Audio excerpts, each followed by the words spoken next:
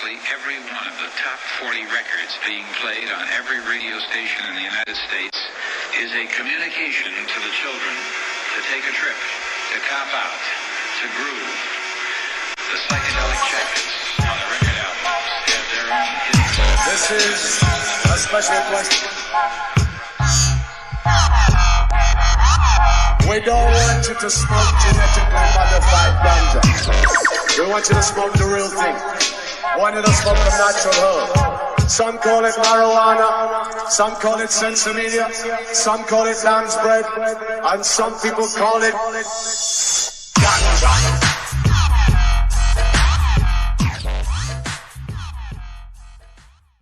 Welcome to another edition of the Adam Dunn Show. I am your host, Adam Dunn, and that was a little bit little jumpy on there on the intro, but we pulled it together. We are on time though today, 4:20, starting the show. Busy show, heavy hitter show we got going on here. We have coming into the studio in about 10 minutes or so, Mr. Alki David, who made international headlines recently, last month in the cannabis sphere, we should say, when he had 5,000 clones on a plane. I got like about 100 texts from people when this happened, so I was super stoked to have the ability to get him on the show, talk about obviously that particular situation, but about a whole bunch of things.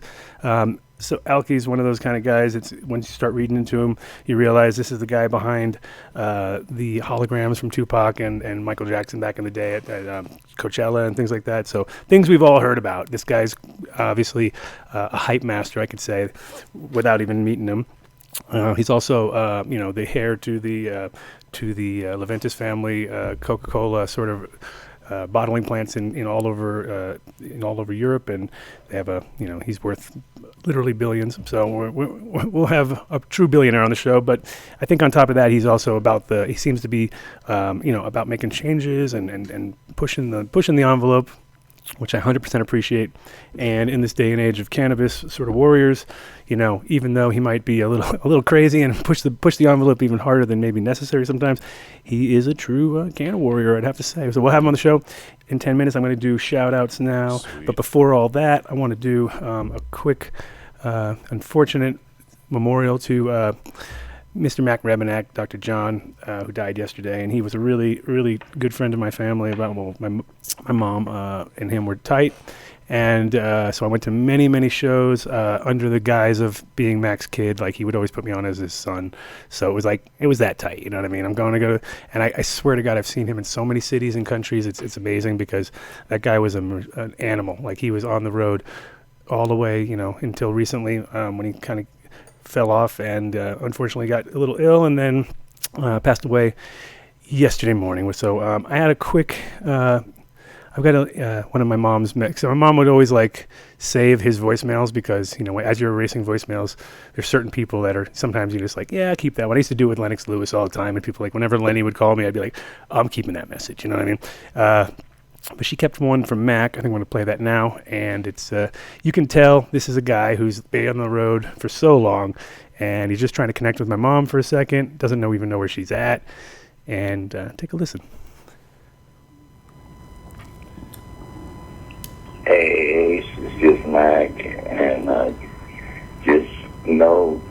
miss your ass. And Dad T.I. is. And hook up with your ass at some point, but I'm gonna be on the fucking road for almost the whole fucking year, and I don't even think I don't even know where you at the minute, but there's a lot of crap I'm feeling, man. And Dad G.I. is there. All right. And I'm just lighting that joint up in honor of him.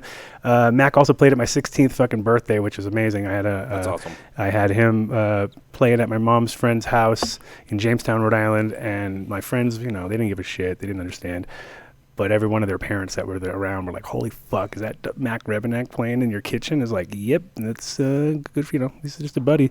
So, see him on the second line from him is going to be amazing. So I'm sure there's impromptu ones going on today.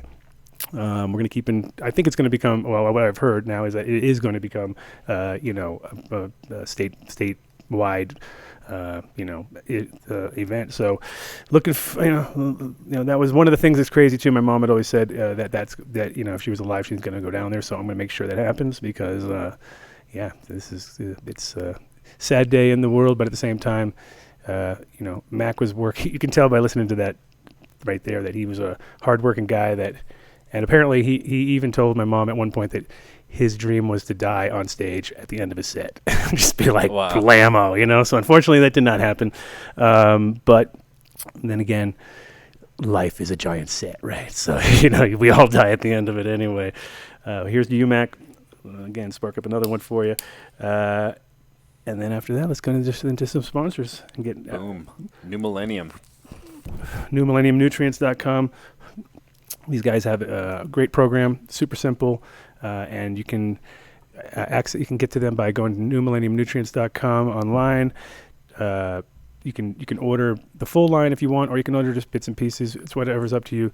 It works in conjunction with other people's formulas. But it's a very smart, easy to use. And I've been, like I said, my mom, who we were just talking about, has been using it for years. So she loves it, mother approved, and that's all you really need to know, right? So NewMillenniumNutrients.com. Check them out and ask them for the Dunn deal. I know I'm already getting people they're like, this Dunn deal thing's getting a little out of control. So we got to keep it up, kids. Keep it up, everybody. Keep it up. Yep. Dunn deal. Ask them what's up. It's only going to get better. And of course, Incredibles edibles. They are the most consistent edibles here in Colorado. They're all over the place, but now they're all over the country. They're in Nevada. They're in, I don't even remember the states now. Massachusetts, right? They're in... Well, you got it in front of you. Who knows? Everywhere. Yeah. Just actually, if you're in a legal state and there's a good and they're chance not there, then you might have yourself an angle. Just get them there. Yeah, guaranteed. And great pens, great. Just they grow their own. So especially when it comes to edibles, if you have the consistent base product to work with, then you're going to always have a consistent finished product, and that's the most important part. So go to iloveincredibles.com. Check out the store finder, and. You can't use the Dunn deal there, unfortunately, but hey, you can try. Pick them up, and again, just find out why these guys are incredible, because we know they are. And buildasoil.com. Jeremy is the man if you want to get any amendments, IPM products, anything that hard to find. He's your guy, and he can also walk you through everything. They've got EM5, EM1, all these great products, which you can make yourself, but you can also just buy it from them, and it's so consistent and so much easier and cheap too. So his prices are great. His service is great. You go to buildasoil.com or you go to 855-877-SOIL. If you want to call him up with a phone, you can do that too. Tell him we got the Dunn deal. I think it's 15% off everything across the line there, nice. I believe. That's a good one. Could be wrong though. Could be wrong. Could be nothing. And Wallace Wow. WallaceWow.com. If you're building your soil right now with Build a Soil, you're also thinking about your mycorrhizal products, you're thinking about your roots on your plants, then you need to call Mr. Ron Wallace. He's got his own formulas, his own mixes, his concoctions. But the guy's a record, like a Guinness Book of World Record holder. So, that the guy knows what's up. And multiples, not just one. So you go to WallaceWow.com. I definitely know he's given a 15% deal. So I may be confused. But someone here is giving you one. I know Ron is 100%. So give to Ron. Oh, we've got a call in. So, all right. This isn't him. This is someone else. Hello. Is this Adam? This is Adam. Who we got? Hey, this is Chance from Oklahoma. Oh, Chance, how's it going? Hey, let me hold on one second because I am going through my shout outs and I got to be real kind of quick about it, and then I have a caller calling in. But how's the CBG going, Chance? Oh, great. Actually, got some outdoor plants going on. Just enjoying the new industry. Nice. Yeah, Oklahoma's going off right now. Okay, for 1 second. Speaking of going off, who we got now? Green Farms. Greenfarms.com going off at my party because greenfarms.com is .co. .co, sorry. God, I almost messed that up. Greenfarms.co. JW is turning 50, the owner of Green Farms, and so I'm turning 50. I think I've said this about 1,000 times on the show. Next Saturday. So we're joining up, doing our party together. So if you want to meet these guys, just come down to my party though. But in general, super cool team of people, and they got lots going on. They've got farms in the east and the south and all over the place, and they're putting in some big hemp projects, but they're also delivering soil and worm castings and all this at their shop in Louisville. And you can go to Green Farm Feed and Seed and check them out if you want to pick up any organic products. And they also have a medical dispensary down in Colorado Springs, so you can go to their shop, and there you can ask for the Dunn deal, and I'm sure you're going to get taken care of. It's all grown, no-till, organic, so it's hard to find stuff like that in any dispensary. So if you can get a chance to do that, hit them up, because you'll be rewarded well. And again, they're co-sponsoring the party, so if you want to come hang out at the party, then you will meet the whole crew. Seats are now. Seeds are now. Man, James is having his ass kicked this year just on colds and being sick. And yeah, man. Oh my God, it's good. Hope he's feeling better. But yeah, geez. But and the sites are up and down and here and there. But if anything's going wrong, just keep trying, because these guys are battling the man 24/7 trying to get you good seeds. It's hard to actually put the energy put into their company is amazing, because they get seeds to you here now, seeds here now, always doing it right. But again, challenges. They got haters out there trying to shut their shit down. They got the man coming after them. They got their money getting locked up. It's rough. So you got to give them 100% of a fucking thumbs up just on the fact that they fucking make that shit happen through all the thick and the thin. But the other thing too is they also give you what you order, no fucking around. And if you don't like something, they'll replace it, no problem. They have the best service in the industry, 100%. And we have them on the line. Okay. We're just going to finish up a couple more shout-outs, and then we're jumping on with you, okay? Great. Okay, sweet. Treasure,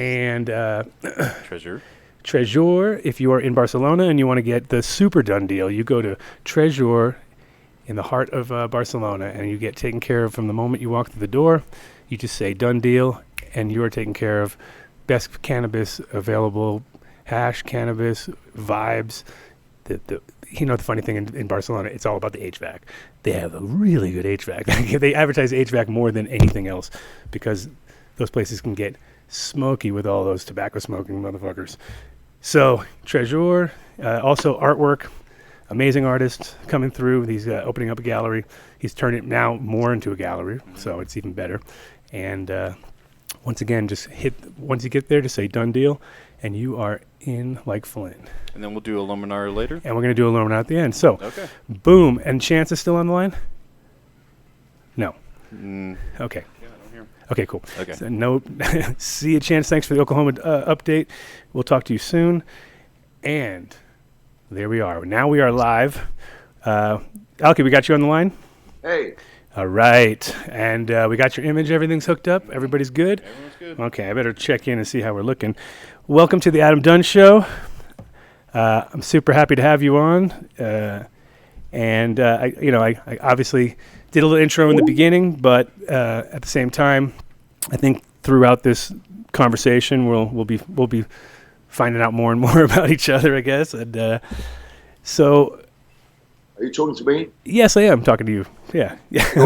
I'm talking to you. You can hear me good, right? You got a good sound, or? Yeah, I was just watching you talking to other people before, and I wasn't sure now. Oh no, I'm all about you now, boy. I'm all about you, Alki. No problem.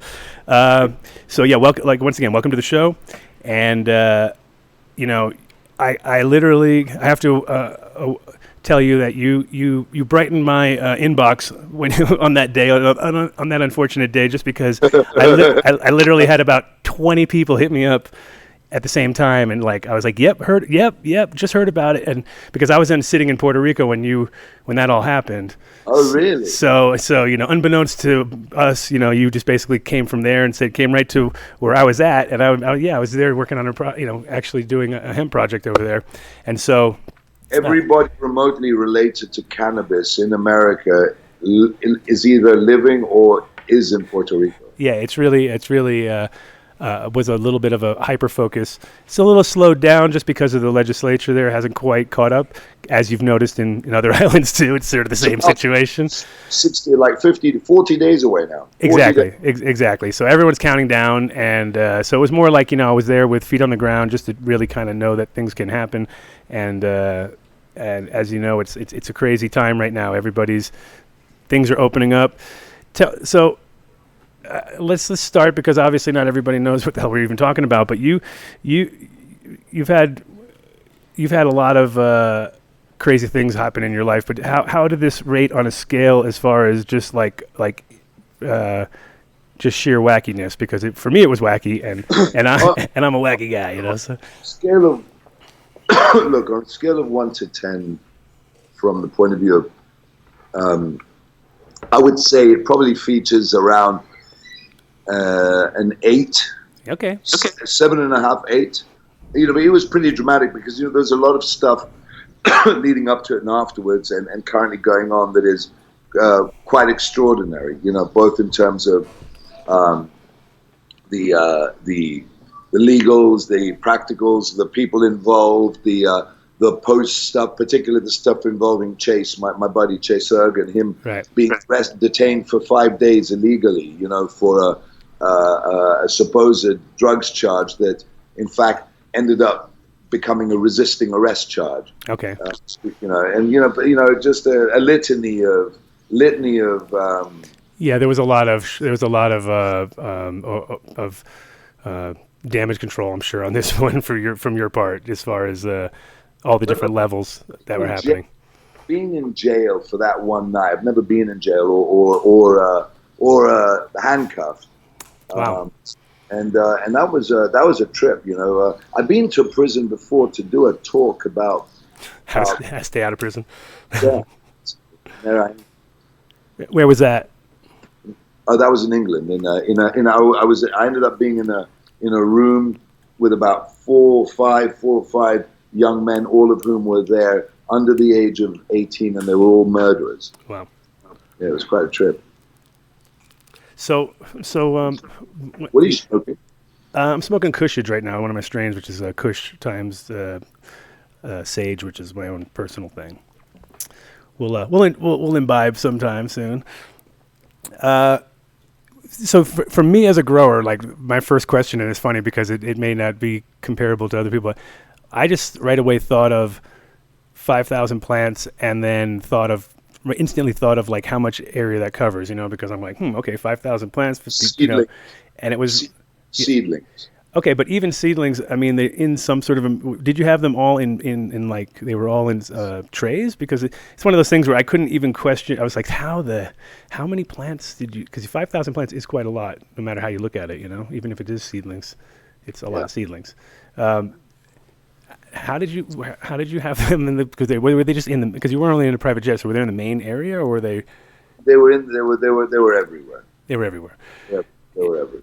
Did you get photos at least before you We did. We had photos. But remember that we had Jonathan Rhys-Meyers, who's a well-known British actor, on board, and his family. You know, he's married to a Vietnamese lady, and the Vietnamese mother-in-law was there along with us, and she was amazing. You know, because she participated in all the shenanigans going on in the background to sort of damage, you know, to do the damage control that was going on, all in real time. And she would, like, when she got strip search, you know, she was like, I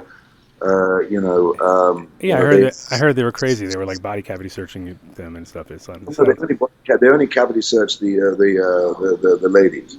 Yeah, that's what I mean, the ladies, and that's enough. That's already traumatic enough. That's a traumatic situation for somebody, especially when they really didn't have nothing to do. They were thinking it was probably 100% legal, right? So, well, you know, the thing is that what we were bringing in was not, in fact, even a gene of cannabis. It's a hemp variety. Yeah, it's a very well. I mean, you know, cannabis theoretically is covers the hemp. The hemp family, but this is so modified, so genetically modified, so extremely modified that it is no longer a cannabis species. So that's part of the argument going forward.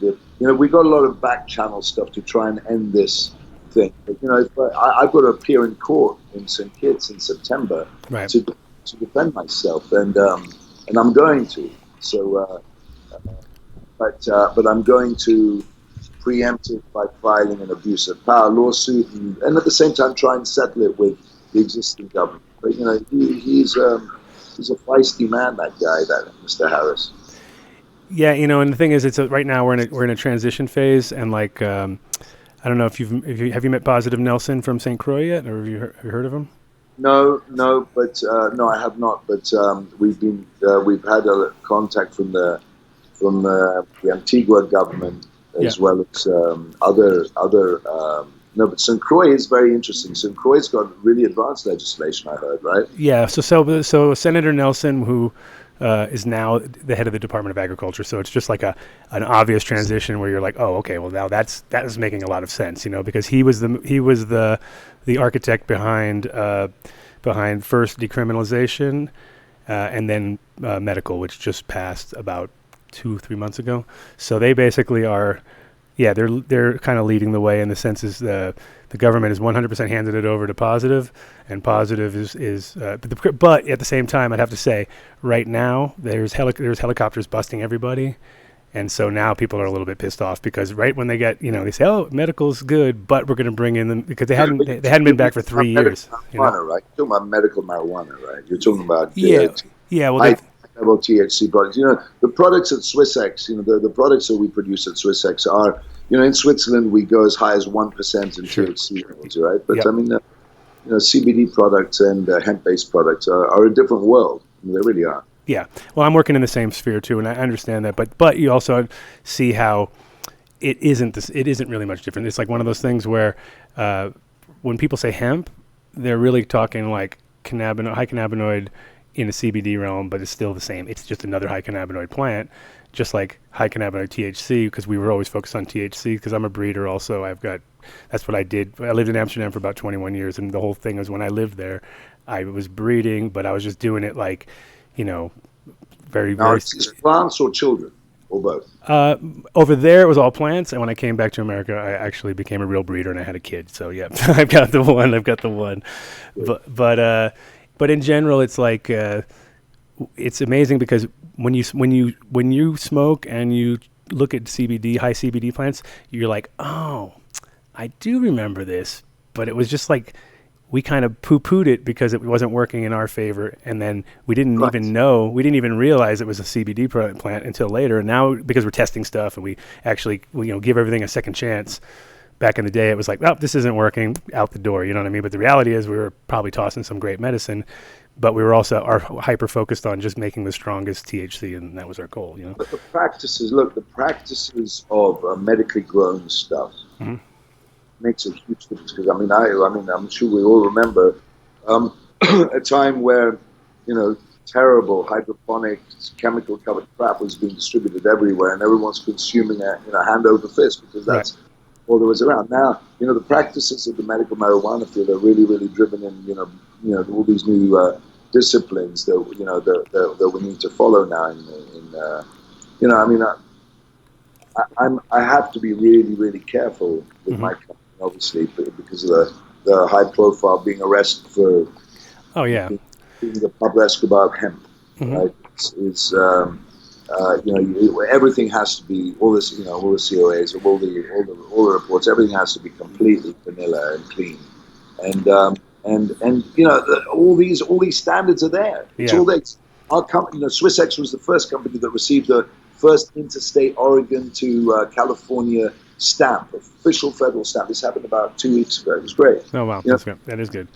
Yeah, times are changing. I mean, that's the thing. Right now, and as you've probably noticed too, everybody was hyper focused on isolate, and now all of a sudden they're like, wait a minute, I can make more money with flower than I can with isolate. Why am I doing that? Why am I going through all these processes to get to this incredibly pure but yet kind of not so active thing compared to like, hey, I grow some really good flower, I repackage it or I roll it into pre-rolls, and it's a product right away. Just like cannabis was always, that was the easiest part of it, You can still extract all of those, all the 119 or 20 cannabinoids that there are. You can still extract them using, using water or using, distillation rather than, the isolate is, for me, not a particularly good alternative for a cannabinoid. Yeah, it's not. You're correct. So the when I was interested on your products, I was checking them out, and the one that caught my eye was the idea of the CBD crumble that you had. That was the 0 THC CBD crumble. for dabbable stuff. I mean, the problem is that dab people are so particular, you know what I mean? It's like kind of like wine people, and you kind of like, hey, check out this like wine without alcohol, and they're like, what? That doesn't make sense. You know what I mean? There's like, that's grapefruit juice, you know, whatever. But the best sellers, it's a bit of a novelty, the crumble, but the best sellers, you hit it right on. We've got a distribution of it, and we're in 3,500 7-Eleven stores right now, on the West Coast, and the best seller is the loose flour, the nice bud flour, and the machine pre-roll joints. Yeah. The oils, the chocolates, the waters, all the other SWISSX stuff. It just like it pales in comparison next to the naturally grown flour that we import it from Switzerland, and we also import it from Oregon. Yeah, I mean, it is what I think it's going to help the cause the most, because it's going to confuse the man the most. Whereas, like, like I was saying the other day, if you go into if they had to go into every single 7-Eleven and test every single bud and that they see just to find out, just to be assholes about it, they'll go broke. You know what I mean? Because they're not doing cheap tests. They're doing government. That's why they're going to the factories, or they're going to the packaging places, right? But they've got the tools now to do all the measurements. I mean, we get stuff all the time, and we get they in Switzerland we get regulated as to the THC levels, and they do those on the street. They do those out of the back of a car. Yeah. Their test kits are very advanced now. The authorities have them. Mm-hmm. Yeah. So But I'm thinking more like, well, the thing is right now in the States, it's like down south places, like they don't have the money for those things. They're still too anal about it, and they want really complicated tests because they think they're going to get something every time. You know what I mean? But the reality is, you just roll it up, smoke it, and see if their arthritis goes away, or they walk into a wall. Yeah. So how long has SWISSX been in business for? Because I've heard about it for a while. But we've been around. We're in our 5th year now. Okay. I started it in Switzerland, and my chalet is as a side project to extract CBD, particularly CBD and CBG and CBN, and a few others, but particularly CBD. And it started to help so many people that that's how I got into it. And we've just grown from there. We now distribute with a number of big retail outlets like 7-Eleven. I mean, you can pick up SWISSX. SWISSX.com is the URL. We do a lot of sport, extreme sporting events in Switzerland. We're now starting in Malibu. We're doing a surf competition this summer. Mm-hmm. We did a Chinese downhill this year in Gstaad, Switzerland. It was a celebrity-driven Chinese downhill. It was hilarious. You see a lot of that stuff on the website. We've got a live channel called SWISSX TV. It's so we're sort of kind of like the Red Bull of cannabis. Yeah, I was going to just say, because actually my friend of mine is the marketing director for Red Bull for the last 17 years or something like that, and he's the guy that brought in all the goofiness of it. Like before they were very Austrian skiers, and they were very straight, and they really they liked their all their style was very limited. And he was a skier, but he was an American skier, so he was way goofier and Grateful Dead kind of guy, and just going nuts. But so he brought all the BMX biking and the skateboarding and kind of changed the vibe of them and made them way more like street friendly and cool, which is I think saved their ass over here. That's for sure. The lifestyle part of it is really important. We also go after sort of young, upwardly mobile, millennials, who sort of champion, because it's like our flagship products are in syringes. Mm-hmm. And it's got that sort of like junkie-esque kind of vibe, but it's clean living and natural and healthy all at the same time. Yeah. So I always have a hard time with syringes. I noticed that in your packaging too, and it's just like it's tough because it's effective and it works and it keeps everything clean. Because I've got literally a thing right now with a bunch of terpenes that just dripped everywhere because that stuff's aggressive and hard to work with. So, when it's Swiss. Of course, and it's branded by SWISSX. My company is. We carry all the licenses in Switzerland. Switzerland is very litigious. It's a nation of snitches. Yeah. So you cannot operate in Switzerland without somebody telling on you if you're not fully licensed and up to code. So the THC levels are much higher there. It's got a much more evolved CBD market. Financial market operates very well for online transactions. It's very interesting. It's a very different kind of legal and cultural. Yeah. Well, I mean, Switzerland was, it's interesting because when I lived in Amsterdam, I was there from 89 to 2010. And so like Switzerland kind of went off around 94, like crazy. Like it was like one of those things where I thought I was in the best place in the world for cannabis. And then all of a sudden Switzerland happened. And I was like super jealous because I couldn't get up and go there. And my friends were doing such big things and they were coming back and showing me. And I was like, man, you guys are like just taking the piss right now. You know what I mean? And they were just going for it hard and taking big risks, but exactly like you were saying, as far as it's so criminalized it, and then they recriminalized it, and now they're about to decriminalize it again. Yeah, Europe is kind of dropped the ball. Like when I left in 2010, the Dutch were like totally ass backwards. They didn't get it. They didn't get nothing because I just come back from America. I saw what was going on. And I was like, oh, yeah, it's going to happen. You know what I mean? Things are going to start happening. And so I came back after living there for 21 years because I realized, like, this is the spot to be. I want to be front and center. And I think Europe just hasn't really caught up since this point. Now everybody's looking towards America because America's just gone, animal over it right now. So, and you're absolutely right. We've gone backwards. But at the same time, countries like Greece, which is where I'm from, in that country, you would get 7 years if you're caught with a roach, and then the following day, when the legislation changed, they're now issuing licenses for growing.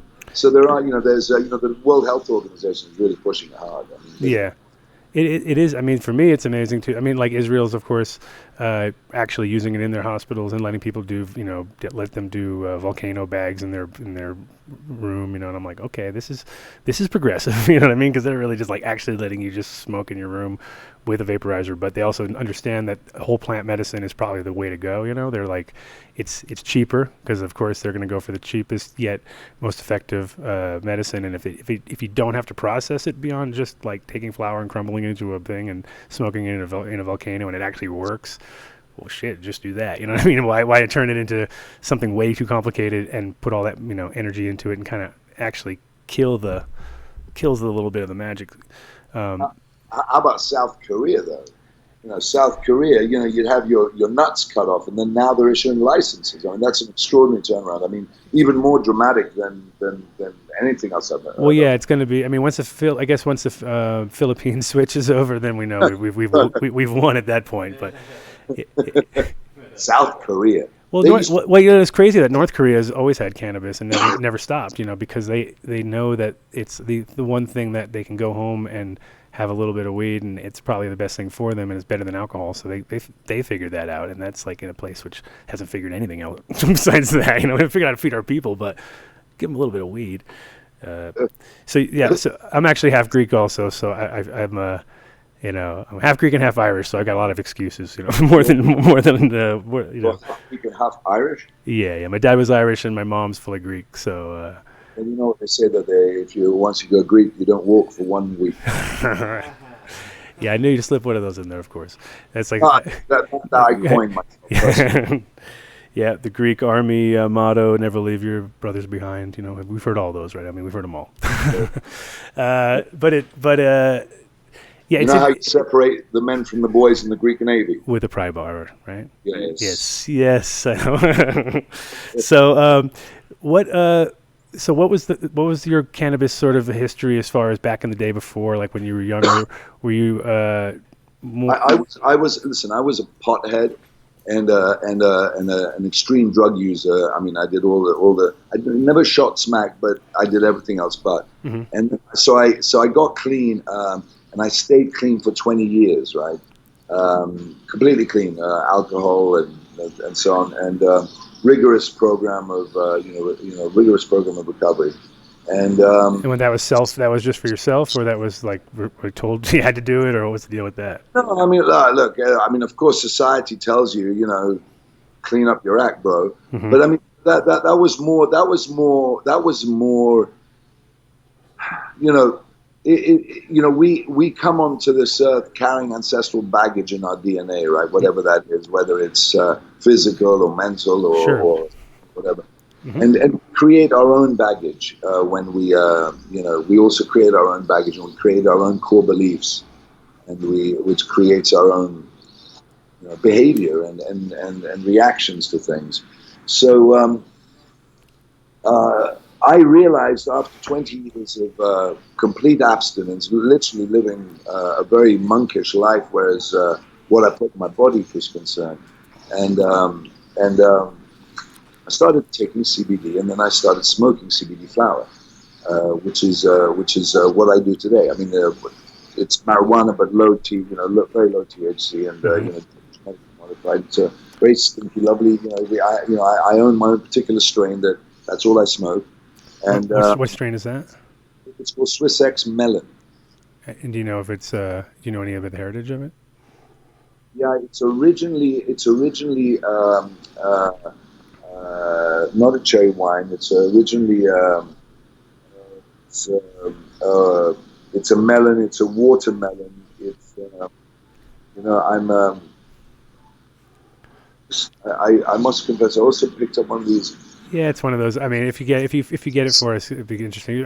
Most of the people listening to my show are growers and breeders, and there's a lot of that. There's a lot of that going on, and a lot of trimmers too who think they're growers and breeders, but we got all sorts.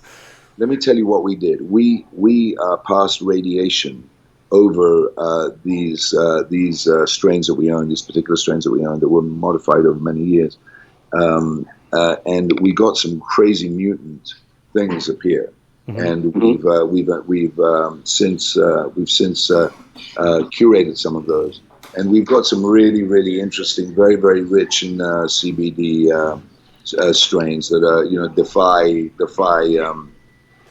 So this is all done in Switzerland? Yes, correct, and Korea. Oh, that's why you like Korea so much. How is it working there? How is it working in Korea? No, I mean seems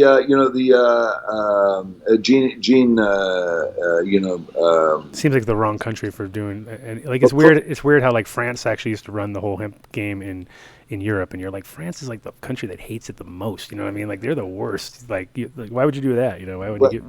It's my buddies. Well, one particular Dr. Olaf, who is geneticist. He's a genetic engineer. He's cloning animals in Korea, where it's there's legislation supported. And he's been working with me in a company that I started called SWISSX Genetics, and that's the company that's distributing the cherry wine based seed that we're distributing to the farmers in the Caribbean. So that's why, because he happens to be there. I met him when he cloned this guy, my pet Doberman. He cloned this is Vader right here, and he cloned him about 3 years ago in Switzerland. Wow! And we've only now recently got a successful puppy. Got two little puppies. Really? Wow, that's awesome. Yeah. How many tries did it take before you got to the success rate? Have I what? How many times did you guys try that, or was it like? Oh, no. He's a world authority in this. This is why he's there. He he charges like $50,000 a pet. He's that kind. It's that kind of business. Wow. Can get a lot of business off this show. I bet there's people right now. Like I know people are so obsessed with their animals. It's like, yeah, he's got literally endless amounts of people that would be willing to pay no matter what he asks. Because that service to the states, particularly because in the states, there's no legislation around cloning. It's illegal to clone a human being in the United States. Really? I'm sure people are rushing out to do that, but hopefully the right ones. I'm cloning a girlfriend. I'm making two very. I'm making, and I'm bringing them. I'm going to bring them up. When I'm about 70, about 20 years. Mm-hmm. Yeah. And my cloned girlfriends are going to be in their 20s, early 20s. How fantastic will that be? What a fantastic world. So speaking of clones, another thing that was just awesome when I read about looked into what you were doing, I was like, oh man, he owns holograms. So he's the guy that made the Tupac and the Michael Jackson 3D hologram. So tell us a little bit about that, because I think every one of us who listens to this show, when they first heard that, they were like, this is back, because it was years ago, and that was like cutting edge. We're doing much cooler stuff now. We just installed at the Ronald Reagan Library here a hologram of Ronald landing in a helicopter and doing a speech. We have a traveling show now. We've done country music awards back and forth. We've done Jimmy Kimmel with the Fast and Furious theme park ride, Universal Studios. The company's very, diverse in distributing the technology, creating the content. It's a lot of fun. I mean, the real fun now comes, they're integrating this technology with SWISSX and creating the cannabis experience, which we've created in Hollywood. So in Hollywood, there's a members-only smoking lounge, which you can come and watch Tupac, and you can come and watch Michael and loads of other hologram shows, and get high and have a unique experience. And it's it's being sponsored by SWISSX, so it's kind of a cool integration of my businesses with one another. And how much has that evolved since the first time you guys had to figure that out to now? I mean, it must be like much more powerful and easier and better, I would assume, or is it still the same style of? Very functionality of LEDs, which allows it to happen in daytime. Can you hear me? I got a little warbly there. I just was checking this. How's that? Yeah, it's better. Yeah, I was saying that we use very, very high-powered LEDs now, and it works. The illusion, because that's what it is, works in daylight. That's amazing. Yeah, because I mean, it's like because I remember when the first ones came out, that was literally like still a thing that people hadn't really achieved, and now, of course, I mean, it's not like it's not like the most amazing. It is amazing, but it's not like we never heard of it before or imagined it. But I'm sure that is just getting more refined. And actually, can you see it from the sides now, or is it still the same where it's only from the front? Because we have a number of different technologies. We have fully immersive combinations of image mapping with the purpose illusion. But we also integrate. And I know it's a bit of a yawn, but it really is fun to. We integrate 360 and VR streaming online, so we extend the experience both, to an online experience, because we've incorporated music and sort of transcendental music and different types of music to sort of enhance the many experiences. SWISSX is a company that is developing biomedicine and plant medicine. We've got very, very, we're working at UCLA and developing 5-MeO-DMT treatments for Alzheimer's. We're working with in developing ibogaine treatments, ibogaine treatments for various opiate users, and as well as obviously, but personally, I've really focused the company on going down the legal. Socially acceptable route of the CBD.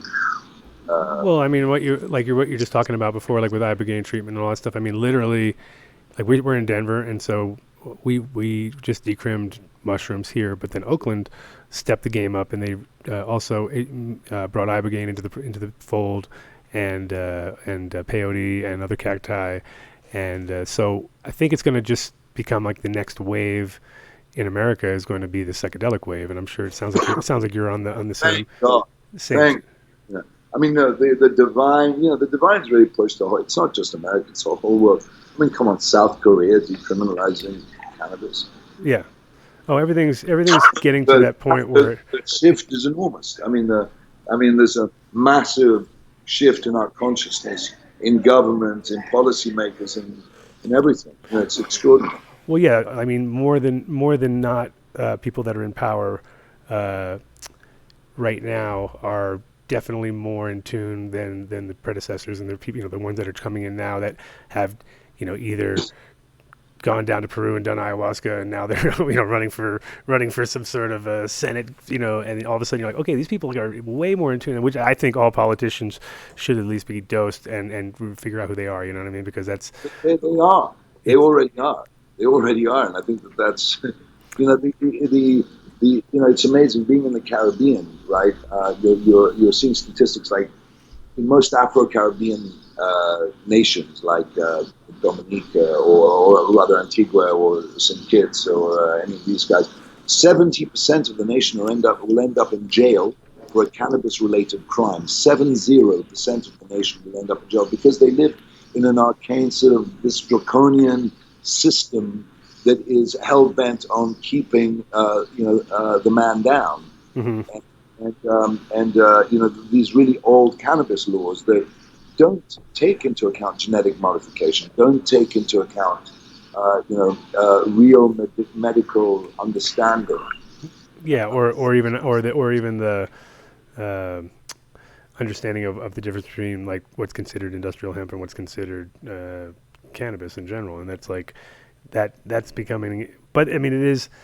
I think 70%, man, 70% of the populations, not just one, but virtually all of them, will go to jail. Men, women, and children will go to jail for weed when most of these people, believe in Rastafarianism. Right? Most have converted to those beliefs. So a lot of the Christian or Catholic beliefs have really, really converted in these islands. It's extraordinary. You go outside of the townships, you will see that it's all Rastafarianism in these islands. And whilst preaching and believing that, the same people in daytime are lawyers and policemen putting their relatives in jail for crimes that Jah believes, blah, blah, blah. Right? It's amazing. yeah. We're stuck in these loops, and not just in the Caribbean islands, but everywhere in the world over. We're stuck in these stupid loops of consciousness that are extraordinarily difficult to shift. But they are shifting now radically and faster, which is great. The U.S. is going to be biomedicine head to toe in the near future, without a doubt. Yeah, and it's really hard, right? Because right now we are in this weird thing that we've all dealt with. Like, I mean, as a guy who was a stoner my entire like adult life and through high school and everything, I was always on the losing team. You know what I mean? I always felt like we were getting shafted. Our dads didn't get us out of trouble. Like these, we was at the jocks and the stoners. You know what I mean? It was a classic. And nowadays it's like the table's kind of, the script's getting flipped a little bit, where it's like, oh shit, everything that we thought is actually fucking correct, and all that other like alcohol and all the things that people are like totally behind. You can see those people are going downhill faster than fast. You know what I mean? Like and you can see that definitely the better lifestyle choice is, alcohol free or very little amount, and cannabis be your sort of main sacrament if you can, whether it be hemp or THC or either or. But at the same time, that's a great focus without having to go too far down the rabbit hole, and then occasional psychedelics once in a while, and just keep your shit, in check. And that's like a beautiful existence, because you actually get all the dopamine that you need, because that's all we are. We're all just like, trying. No, extreme psychedelics like Ibogaine and 5-MeO-DMT, they're the only two that I would categorize as being real, true. Conscious belief healers, as none as we've ever had in human medicine before. These compounds are the most powerful hallucinogenic compounds known to man, right? Yeah, 100%. Well, Ibogaine is awesome because it has that 2 week or even longer sometimes sort of ability to block all the cravings and give you a chance to really like actually heal yourself on your own and take that chance right there. And that's where a lot of people finally make it. Whereas a lot of other things, they just kind of limp you along and make you even more sick in the long run, because now you're hooked on. My Ibogaine experience was a 3-day vomit show, but it was more like a 3-day vomit Disney show. Mm-hmm. It's like I purged and saw my ancestors, which I really began to understand are just reflections of me in different dimensions. My understanding of reality has radically. I spent 6 months of my life every day, several times a day, doing 5-MeO-DMT. Mm-hmm. Yeah, well, it's ego shattering at that point. You know what I mean? And that it's that there's like a definite. That for me, that's the other hard part too. It's like I'm like at that point. I mean, I'm just turning 50 next week, right? But in general, I'm looking at like do I really want to like change my entire outlook, because it really does. There's no way back, you know what I mean? And I know everybody who I've ever met who's went and did a proper ayahuasca ceremony. That's just fear bullshit talking. That's just fear. Come on. Oh, You know, for sure. No, I'm already going to do it. I mean, me and my wife are already planning on it. It's not a problem. But I mean, I still think that psychedelics in general, like mushrooms and things like that, can keep you sort of like in check with yourself and kind of give you a chance to reset all your functions without having to go full on. You know what I mean? And I'd only want to do it in the right setting too. I don't want to do it with some bullshit people. You know. Everyone at different times of life. I mean, I never believed that I would ever do something like ayahuasca, but now, you know, I sit here preaching sort of the values of the caviar of ayahuasca. You know, these two compounds are, and look, cannabis as well has its place. Mm-hmm. They all do different things. They all do wonderful, extraordinary things that the divine, you know, created these things in the first place for. You know? I mean, whatever. I mean, whatever. Well, anything that makes you like, you know, literally go, like feel like you're born again in your own self, or die, your ego dies or whatever. It's always a pretty major thing. And like, I mean, I accidentally did like a 10 strip like a couple of years ago. Like literally, like somebody dropped way too much acid on me, and I didn't really think about it, and I just like licked the whole thing up. And somebody was like, "Dude, are you? Well, huh?" You know, and it was like, yeah, that particular experience is gonna, you know, be with me forever, because it was like, oh yeah, I definitely just jumped in the fucking rabbit hole here. There's no way back. You know what I mean? But it was one of those, you know, got a lot out of it, and it was amazing, you know. So it was like kind of like, you know, sometimes you really have to, you know, do more than you might expect to actually appreciate life again when you come back. You know what I mean? But there is that moment where you're not 100% sure if it's gonna work. You're like, oh shit, you know. So I don't know if you noticed, but in his 12th year, one of the founders of AA, Alcoholics Anonymous, one of those, Bill W., in his 12th year, used LSD with Aldous Huxley and overcame depression. Oh, for sure.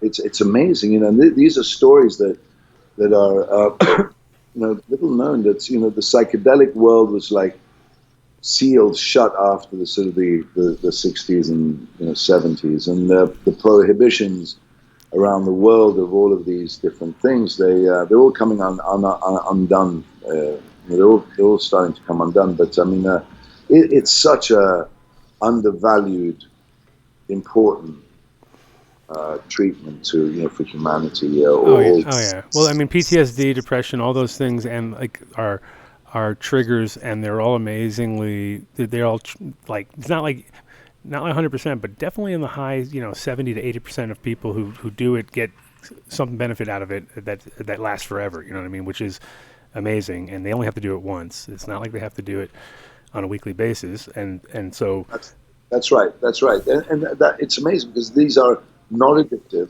I mean, for example, 5-MeO-DMT, you squeeze it out of the gland of the naturally made version. You squeeze it out of the gland of a toad, mm-hmm. and you let it dry, and you vaporize it, and that's it. There's no curing. There's no adding anything else to it. You know, it's these are truly you know, divine. Yeah. Creations.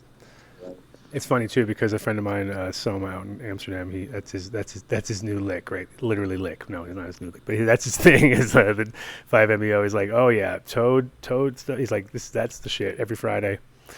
Religiously, you know what I mean? So I just did a podcast with Mike Tyson, and he's all about the toad. He is all about that. I heard that on that interview. Yeah, he seems to be like, oh, that's it.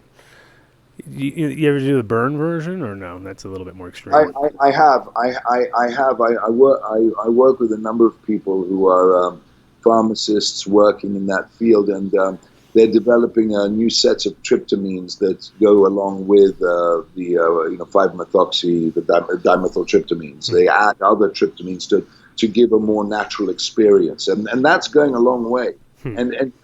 And when that happens, you know, treatment will be able to really, because all these compounds we talk about in alcohol and crack cocaine and all these fucking horrible things that, for me, I think they're horrible things, but they really still are the divine's cosmic creations, man. You know, they're just atoms and molecules just put together in our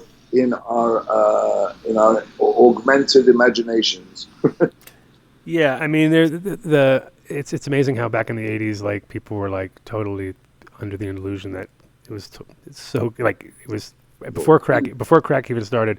It was cool. It was easy. It was this stuff's totally not addictive, and it's like, wow, you guys are really like amazingly fooled at that point. You know what I mean? It's like, and it just. I mean, I left America in 1989, so I was definitely out of there at the right moment because it was getting really bad at that point.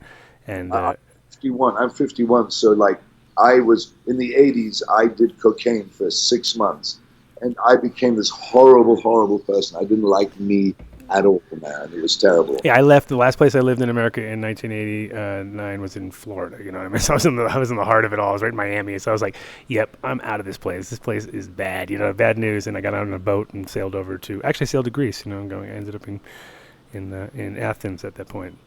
I was in my car and I was in a coma for 4 days, and then then I ended up just drifting away. Fortunately, from doing like terrible drug. They should rename it to cunt or something. Yeah, it definitely brings out the worst in people. That's for sure. So besides this latest fiasco, I guess you could call it, are you still going to do anything at St. Kitts, or what's your plans there? Yeah. I mean, absolutely. I mean, look, it was, the idea of walking. I was at that place, and while in jail, even though going through and even in court and so on, which is all really serious, right? Because I was looking at 10 years. That I could have been banged up for whatever. But fortunately, it's a very safe jurisdiction. It's still very much a part of the British Commonwealth, and the government there is not completely independent in that sense. And so I felt safe throughout, and the people are, like island people are, very compassionate, warm people. So I never ever felt in danger. Yeah. And so, I went straight to the happy place. I sort of like connected with the Supreme Being, Golden Light, and I just sat through the whole experience. And I tell you, it just the doors open as you go. When I was driving up the Angeles Forest the other day, and I ran out of gas. And if anybody knows the Angeles Forest, that's where Son of Sam murdered everybody. I mean, there's nothing up there. There's no signal. So I ended up just connecting to that light, and I took a left with zero gas, and I rolled down the hill for about 2 miles, and then I planed out in this valley in this little village off the grid, no electricity, nothing, and I rolled right next to a gas station. There you go. Yeah, sometimes those are great. Those are the perfect moments, right? You're just like, okay.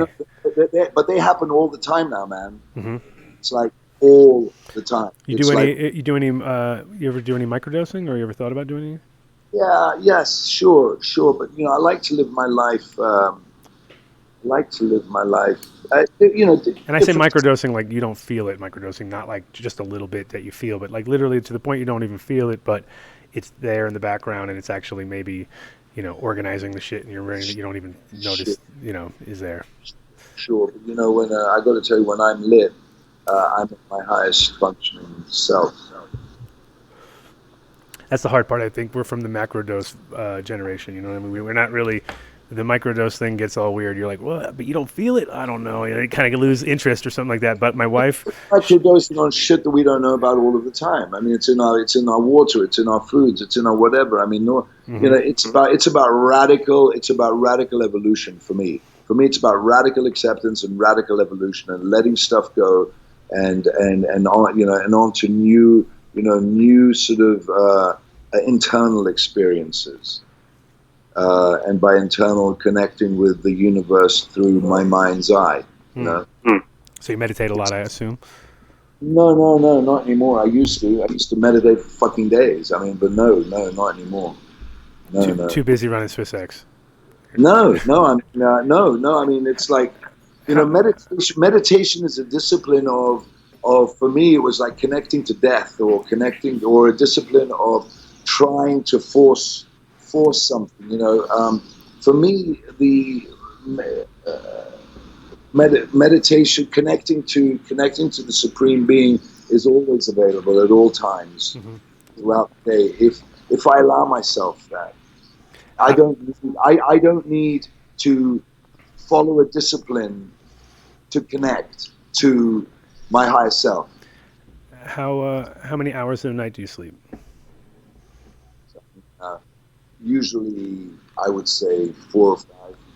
Yes, you're just, and that's all your life, or you just kind of because you're moving so fast right now. No, there were times in my life. I mean, I've had mental illness in my life. I've had depression. We all go through that at some point, I suppose. When I was younger, for sure.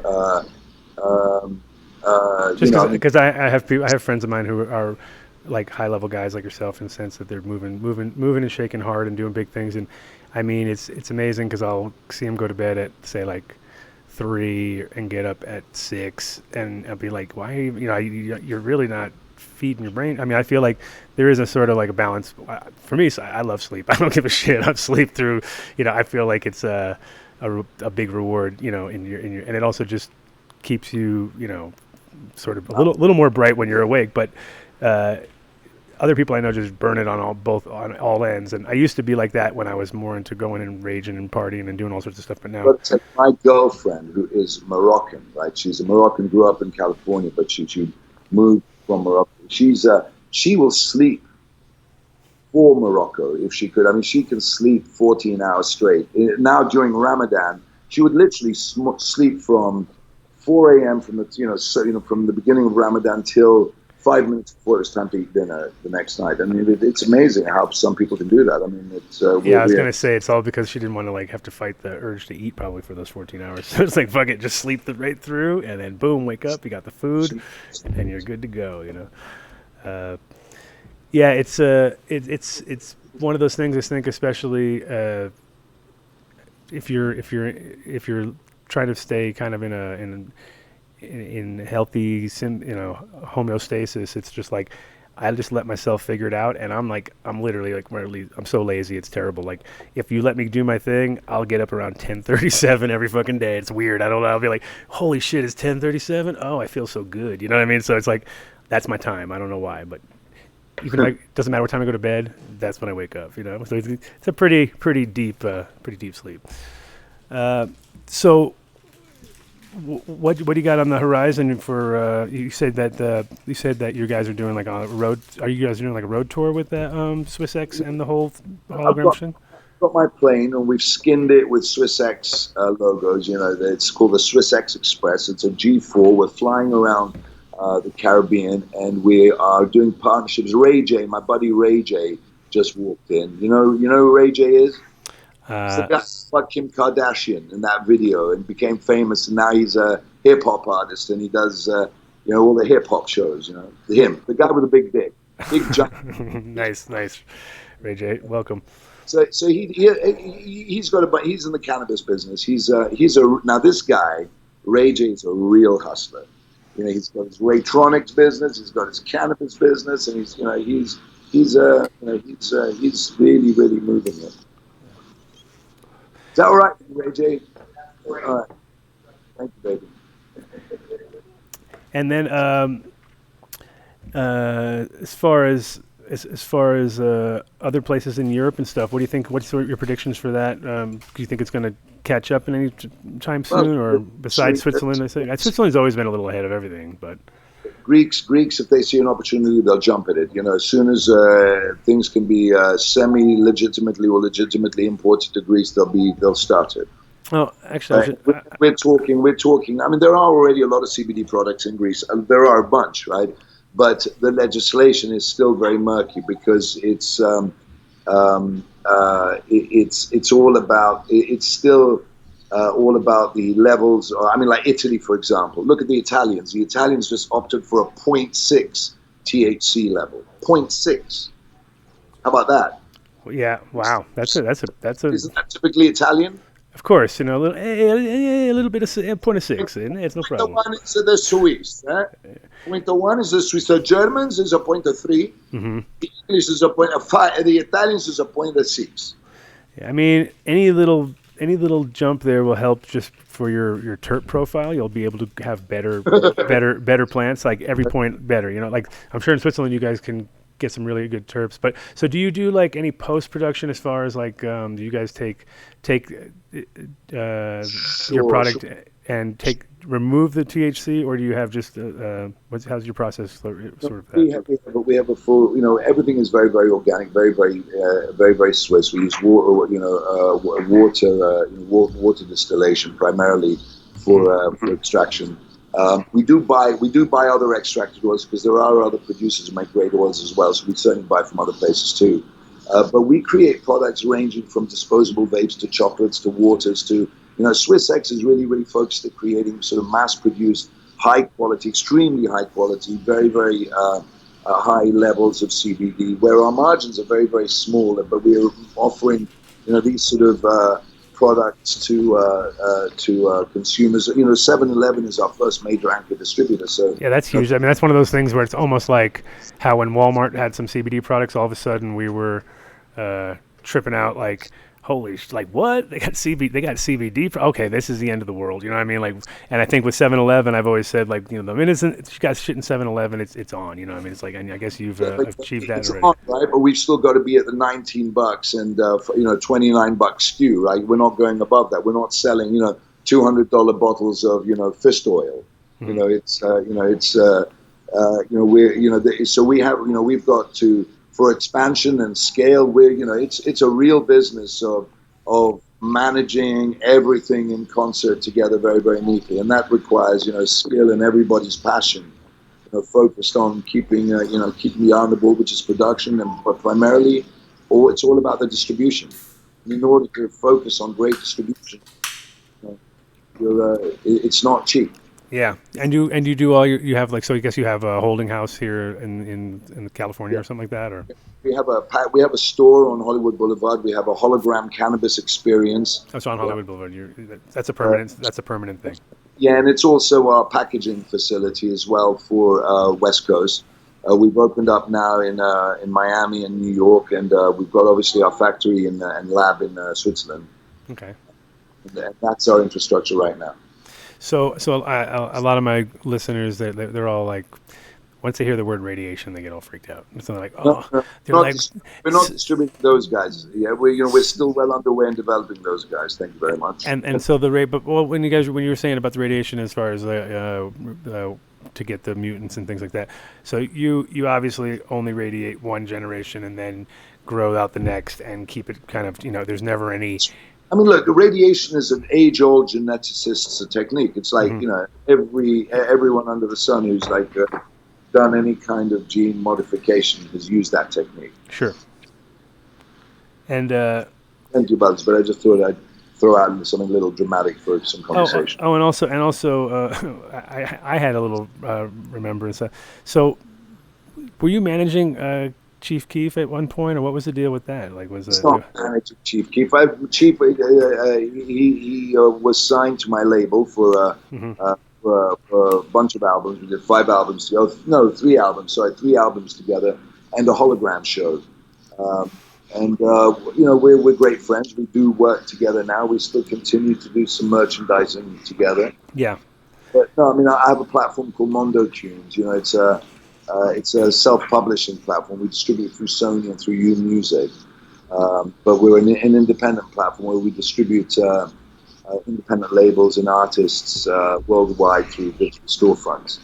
And so, that plus the touring business of the hologram shows that we did with them, we're very popular and successful. And so you do also this international stuff, and you're kind of obviously pushing it a little bit here and there with product lines and stuff. What do you do for your banking? Has your banking situation been like a roller coaster like ours over here, or do you do a lot of blockchain stuff, or what's your take on all that, like as far as the future of payments and being able to take international payments and keep it all? Because I have a lot of companies I know have this. Yeah, look, cannabis banking, CBD is now mid-risk. Mm-hmm. There are a lot of processors now. There are a lot of banks now in the States that will take that kind of banking. And sure. And there is plenty of legislation now that exists to make an argument that any decent customer of the bank is really going to pay attention and make changes accordingly. And they are, and they're doing that. So even cannabis, weed banking is the high risk banking is also, you just need to look, right? You need to do your research. There are structures out there, legal structures out there in the world that allow it to happen now. And yeah, it's been challenging. Of course it's been challenging. It's like one finger to the man every time it happens, right? But the man never existed. So you're like, you were giving one finger in the air to somebody that didn't exist, and nobody understood. But, like I said, our consciousness is it's been in the works for a long time. It takes a long time for the pendulum to swing. What about, and what do you think about blockchain? Is that, are you getting... When the dollar switches on, it's going to waste most of the thing. But I mean, the big followings are going to have their verticals. It's as a token, it's a great technology. I mean, we're incorporating it into, we have the SWISSX coin, which modified, I started a thing called Film On Coin, which was a media coin, which we used very successfully. And we're using that technology, which is Bitcoin based. We've created a token to give to farmers in exchange for payment, so that they can, it's pegged to the dollar, so to the Caribbean dollar, and we will pay them according to our agreement, which is we will pay them 50% of all current market rates of whatever they're giving us, biomass or flour. We take it all. Right. We give you the seeds, we co-own those plants. We show them, we do the quality control, we give you the various things that you're going to need along to keep things good. But this is a very, very strong plant. It doesn't mold. It's really hardy. So all the biomass, all the flour, we'll buy it all from you. Right. That's the deal. And we'll buy it guaranteed at half off market price. And it's really a popular sort of program, because it's sort of like a socialist capitalism in a fun way, because as a businessman, it sort of takes a lot of infrastructure problems off my hands, and speed, and the climate in the Caribbean is great, and the coffee market is destroyed, and the sugar cane is gone. Yeah, it's perfect timing for this, right? So it's the divine is certainly looking out here, because I'm not doing a lot, and people seem to be embracing this SWISSX seed program.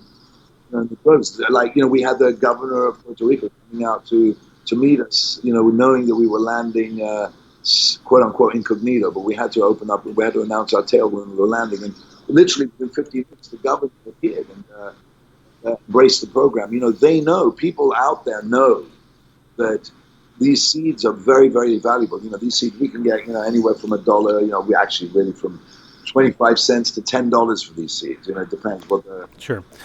Been selling seeds a long time. It's pretty much the range, because it's like it doesn't matter if it's cannabis or hemp. It's how you sell it, who you sell it to, and what they're going to use it for.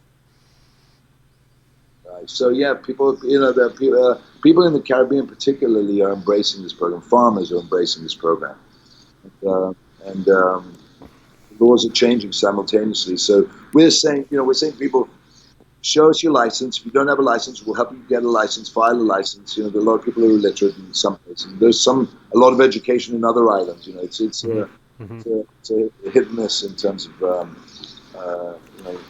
so we'll help you get a license, and then once that, we'll plant with them. And it's not just Caribbean, the world over. We've got enough right now for, we had 25, now we're now to 35,000 acres. We can plant 35,000 acres now. We're working with people and getting those seeds out there. Mm-hmm. Yeah, it's a beautiful time to be involved, and it's good that we have people like yourself who, can sort of take some serious risks and, make them work in the long run for all of us, because that's been the problem for everybody with cannabis. Is like it's the entry. I'm from New York originally, right? And the way New York worked, it just literally it got to the point now where if you really want to get entry level, and you want a dispensary and a grow and all the above, you're gonna need $200 million, or else don't even talk to them. You know what I mean? And that's ridiculous money for the average cannabis person. I disagree. If you got a building and you go out and you grow something that you love, you grow some nice Christmas cake or whatever the fuck it's called, you grow something nice and beautiful, you can make a fortune out of your house.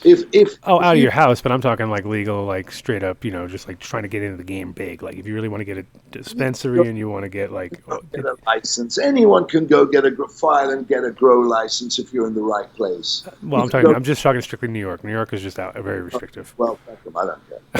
They're very, very.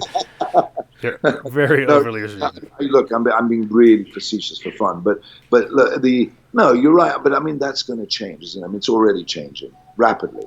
Well, that's the thing about the Caribbean is like right now it's a matter of letting the locals be able to be involved as much as possible so that they don't get this idea that we're going to come down there and like tell them, bring in outside money and take over the situation, because that's really what they don't want. They're 100% scared that they're going to lose after all that holding it. Listen, 400 years of slavery in Afro-Caribbean. I'm telling you, it's paranoia, and opinion is and perspective is really, really different there. Yeah. However, and I go back to this thing of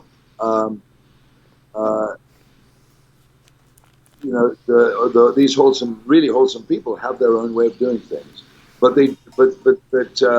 people are answering. Caribbean people, islanders of these island nations, which one would think are really quirky, have real quirky sort of sovereign laws, are really not that quirky. Yeah. They're really not. They're sort of either American or British or French or whatever, and it's a problem. It's now become a problem with the independence, because people wanting to evolve and adapt sort of their own cultural sort of bits and pieces are sort of struggling with these sort of draconian systems. So that bit is being forced to change now as a result of WHO and all these big organizations forcing the hand of cannabis growth. Well, yeah, and the thing is that Caribbean is one of those places that you realize when you're there that it's cool to go there and it's cool to make money, but they really, they want you to invest your money there, and they don't want you taking that money out as much as possible. So it's one of those places where you kind of want to go. If you want to make money there, it's more about making money for the locals than it is trying to make money to extract, because they're definitely not helping them at all if you're doing that. And that's kind of where they seem to get a little bit. This brave new world of organic medicine or biofoods, whatever you want to call it, biomedicine. It's so massive, and the universe is so massive. We also want to compete and have this thing of greed and wanting to get one-upmanship. But the truth of it is that there is an abundance for everybody, not just in CBD land, but in the universe. We just have to call the universe and ask the universe to give it to us, and it'll give it to us. And we just need to be careful what the fuck. Well, the Caribbean, their main thing, they need to learn how to grow their own food more, because they import way too much shit and are too reliant on imports, and it's like some islands, like St. Kitts, right? They had monkeys imported to kill all the crops, and guess what? The monkeys have overtaken the island, so it's very difficult to grow crops in certain islands like St. Kitts. It's really, really weird. Yeah, it's funny how they like every island has its. A lot of them are too steep. St. Croix's got a pretty good ag area, but it's also they have everyone they have water issues. It's always one of those things, either water, or it's, like you said, monkeys or something crazy like that. But in water's the big one. Water's the big one. You're right. Water's the big one, right? There are very few. Belize and Costa Rica, and these places sound perfect, but I already just know there's a water issue on a lot of those places. So it's. That's why our seeds are very very effective for and they don't mold, which is for me the biggest plus. Yeah, I mean mold. Well, especially in the Caribbean, because you got there's different microclimates, of course, and everywhere's a little bit different. But Puerto Rico, they have a very their dew point is about 61%, at least in some parts, and so all of a sudden you got 61 degrees. So it's like if you at the nighttime, once the temperature gets below 61, boom, everything just turns to water, right? So then if you have full flowering plants and they're all covered in water in the middle of the night, at the coldest point of the night, it's not a good thing. You know what I mean? That's exactly when everything starts. So the Ruderale and all those other strains, right? The Scandinavians. I still can't believe how disgusting it must taste. But I did taste this what looked like terrible ganja weed in St. Kitts, which was the Rastafari weed. And that stuff, man, is like a way different thing. It's got this crazy spiritual high that plays right in the pineal gland, right? And it drives that beautiful sort of storytelling that it creates. It's very different to this sort of full-on cerebral, head smash that you get with one take Yeah. psycho weed that is grown these days. Well, the interesting part about a lot of the cannabis coming out of Jamaica and stuff is that they had like a lot of CBD rich plants because they were only like 7 to 10% THC to begin with, but they had like really, really good medicinal effects, and the people noticed it, so they just selected it straight on the how it worked. And so once they have that Jamaican Lion, and there's a few other strains that are just literally selected through time by people who actually probably needed it the most. You know what I mean? So it'd be like make it, and they don't even smoke it most of the time. They make teas out of it, right? So the combination of that shit works. I make a tea. It makes my fucking joints feel better. So they know that actually had a working like. And they plant all kinds of cool things like fish heads, and they sing sing fucking Bob Marley to it. I mean it's like Sheriff John Brown. Well, there's there's a lot. You ever heard of a Korean natural farming? Korean what? Korean natural farming. Since you're in Korea all the time, you ever heard of that concept? No. You should check into it. It's basically it's like companion farming and being able to make the most out of the smallest amount of area. So like literally, like they'll take a quarter acre and produce 6,000 pounds of food. You're like, holy shit! How did you do that? Oh right, yeah, I see. Like macro farming. Yeah, and they're really on point, like with their like just they're working together symbiotically with different plants and having things take over when the other one is breaking down, and just working with everything's just in a very smart, very Korean sort of way, right? All of a sudden, it's like, oh, you guys really thought about this, I guess so. They take, because we think of Japanese as being like so on point, but the Japanese, the Japanese are very much more organized, but yet they weren't as desperate for food. You know what I mean? They were kind of like they didn't even think about that. But in Korea, every single square millimeter counted for these people. You know what I mean? So they created some of the most intense farming. The North Koreans have probably developed ways of growing fruit and underwear. Well, they need to work on it a little harder because they're always it seem like they're running out of food up there. So, but in general. I think that's the most important thing for the Caribbean, because I'm going to be down in the St. Croix for the Carnival, which is coming up in end of July 19th through the 21st, and actually Senator Positive Nelson is putting that on. So you should probably look. I can get you linked. I'll get you linked up to come check that out, because I'll be speaking there, and there's going to be. I think the idea is the most important part. I think is to bring organic inputs as much as possible, and people that can just help them even just remind them of what they already know, because the thing is they do aquaponics, came from St. Croix. They have their own cattle from St. Croix. They have their own, they've developed a lot of stuff there, but they just don't really have they don't have a huge cattle number there. They just created their own version. You know what I mean? They're very good at what they do. Taking our hologram trucks to Puerto Rico to do a hologram cannabis experience for the SWISSX sort of hologram show that we do. So I said, well, we might be able to bring it down then for the festival there. I mean, that would be amazing. I'll link you up with Carrie. She's the one in charge, and it would be a perfect angle, because it's one of those things where they are there's senators coming in from all other islands, and it's going to be it's already looking like it's going to be very much because of Positive doing that. It's going to become not political in the boring stuffy sense, but political in the sense that everybody's coming to learn what they can do for that back where they are at. So I think it would be perfect. Fabulous. Listen, it's been great talking with you, man. Hey, yeah, for sure. And we'll link up after the show. And like I said, I'll get you that contacts, and I'm sure we'll be chatting with all sorts of crazy ideas. Cool. Hey, thanks. And anybody who we're going to hang tight. We're going to be doing the Illuminar giveaway. Alki, anytime you want to jump on and you got any new products to promote, you just give us a heads up, and we'll get you on the show. And I'm sure we'll be linking up soon. Thank you. It's been fun. Nice talking with you. Huh? It's been real fun. Thank you. And you're out of there. The hologram. Let's see it disappear. Will the hologram disappear? Take care, my friend. And the hologram has disappeared. This is official. Wow.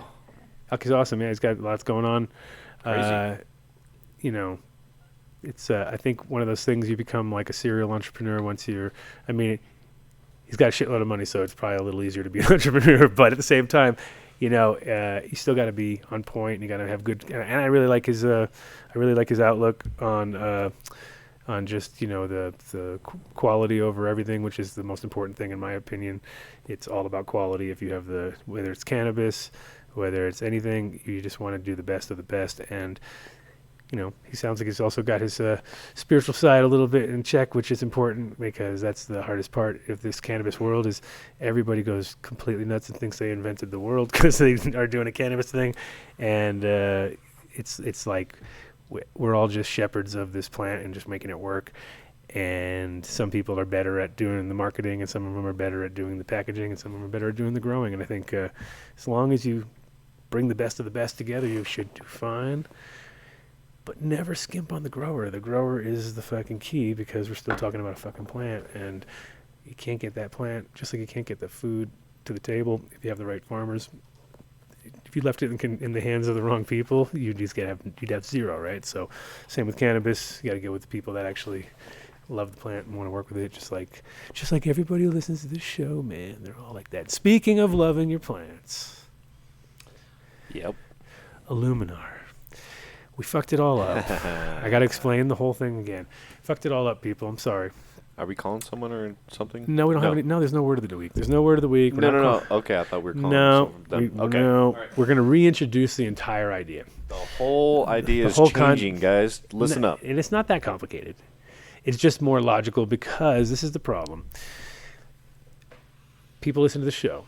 They do the word of the week on the show, and then they don't necessarily go check out Illuminar. And the whole freaking point of sponsoring the show. It's 206. Who we got What's there? going on? Who we got? It's Chance from Oklahoma. Oh, Chance, cool. You can talk again. Yeah, we'll talk again while I'm explaining the Illuminar giveaway. So just hang in there, my friend Chance. Oh, you good?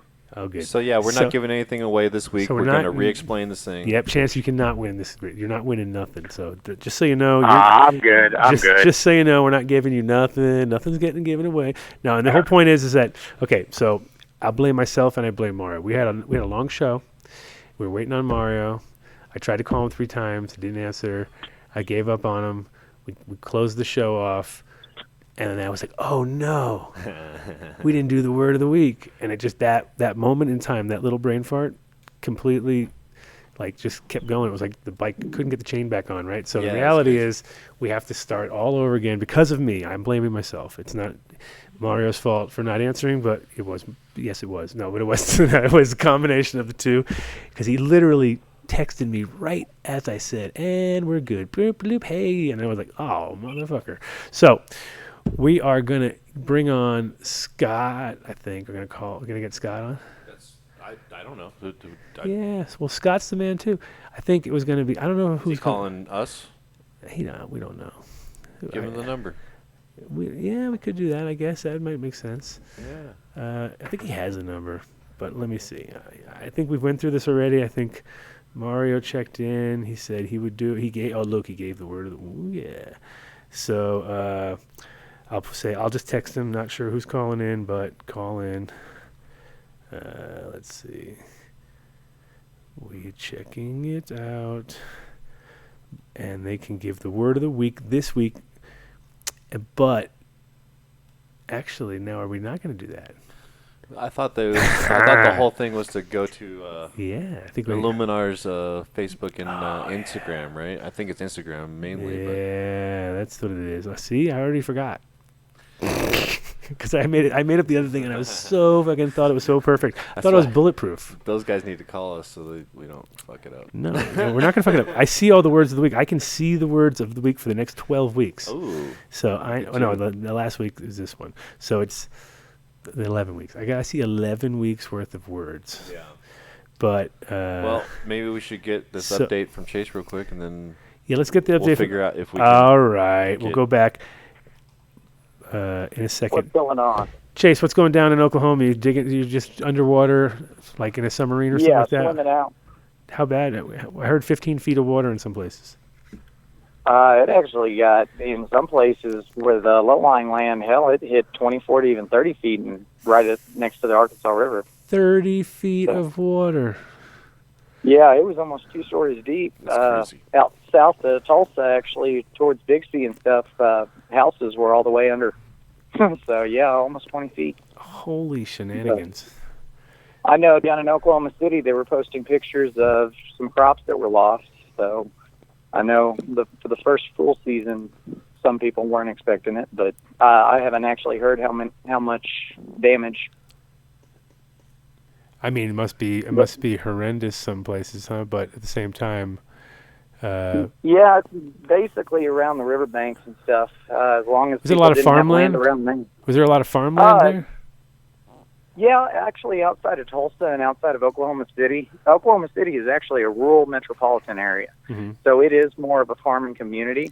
Tulsa is the big metropolitan area for Oklahoma, so everywhere else is basically farmland. You're right. What happened with? Okay, so this is what I'm kind of concerned, but I'm kind of not concerned because I'm thinking like, hey, this would be a slap in the face for the monoculture corn industry. But what is the deal with the corn crops this year? Are they going to happen, or is it a big failure? Big. I know that. I mean, anything up to the north in Kansas, they're pushing it all down south, and that's where you're looking more corn. And yeah, I would imagine that their corn crops are probably a little bit devastated this year.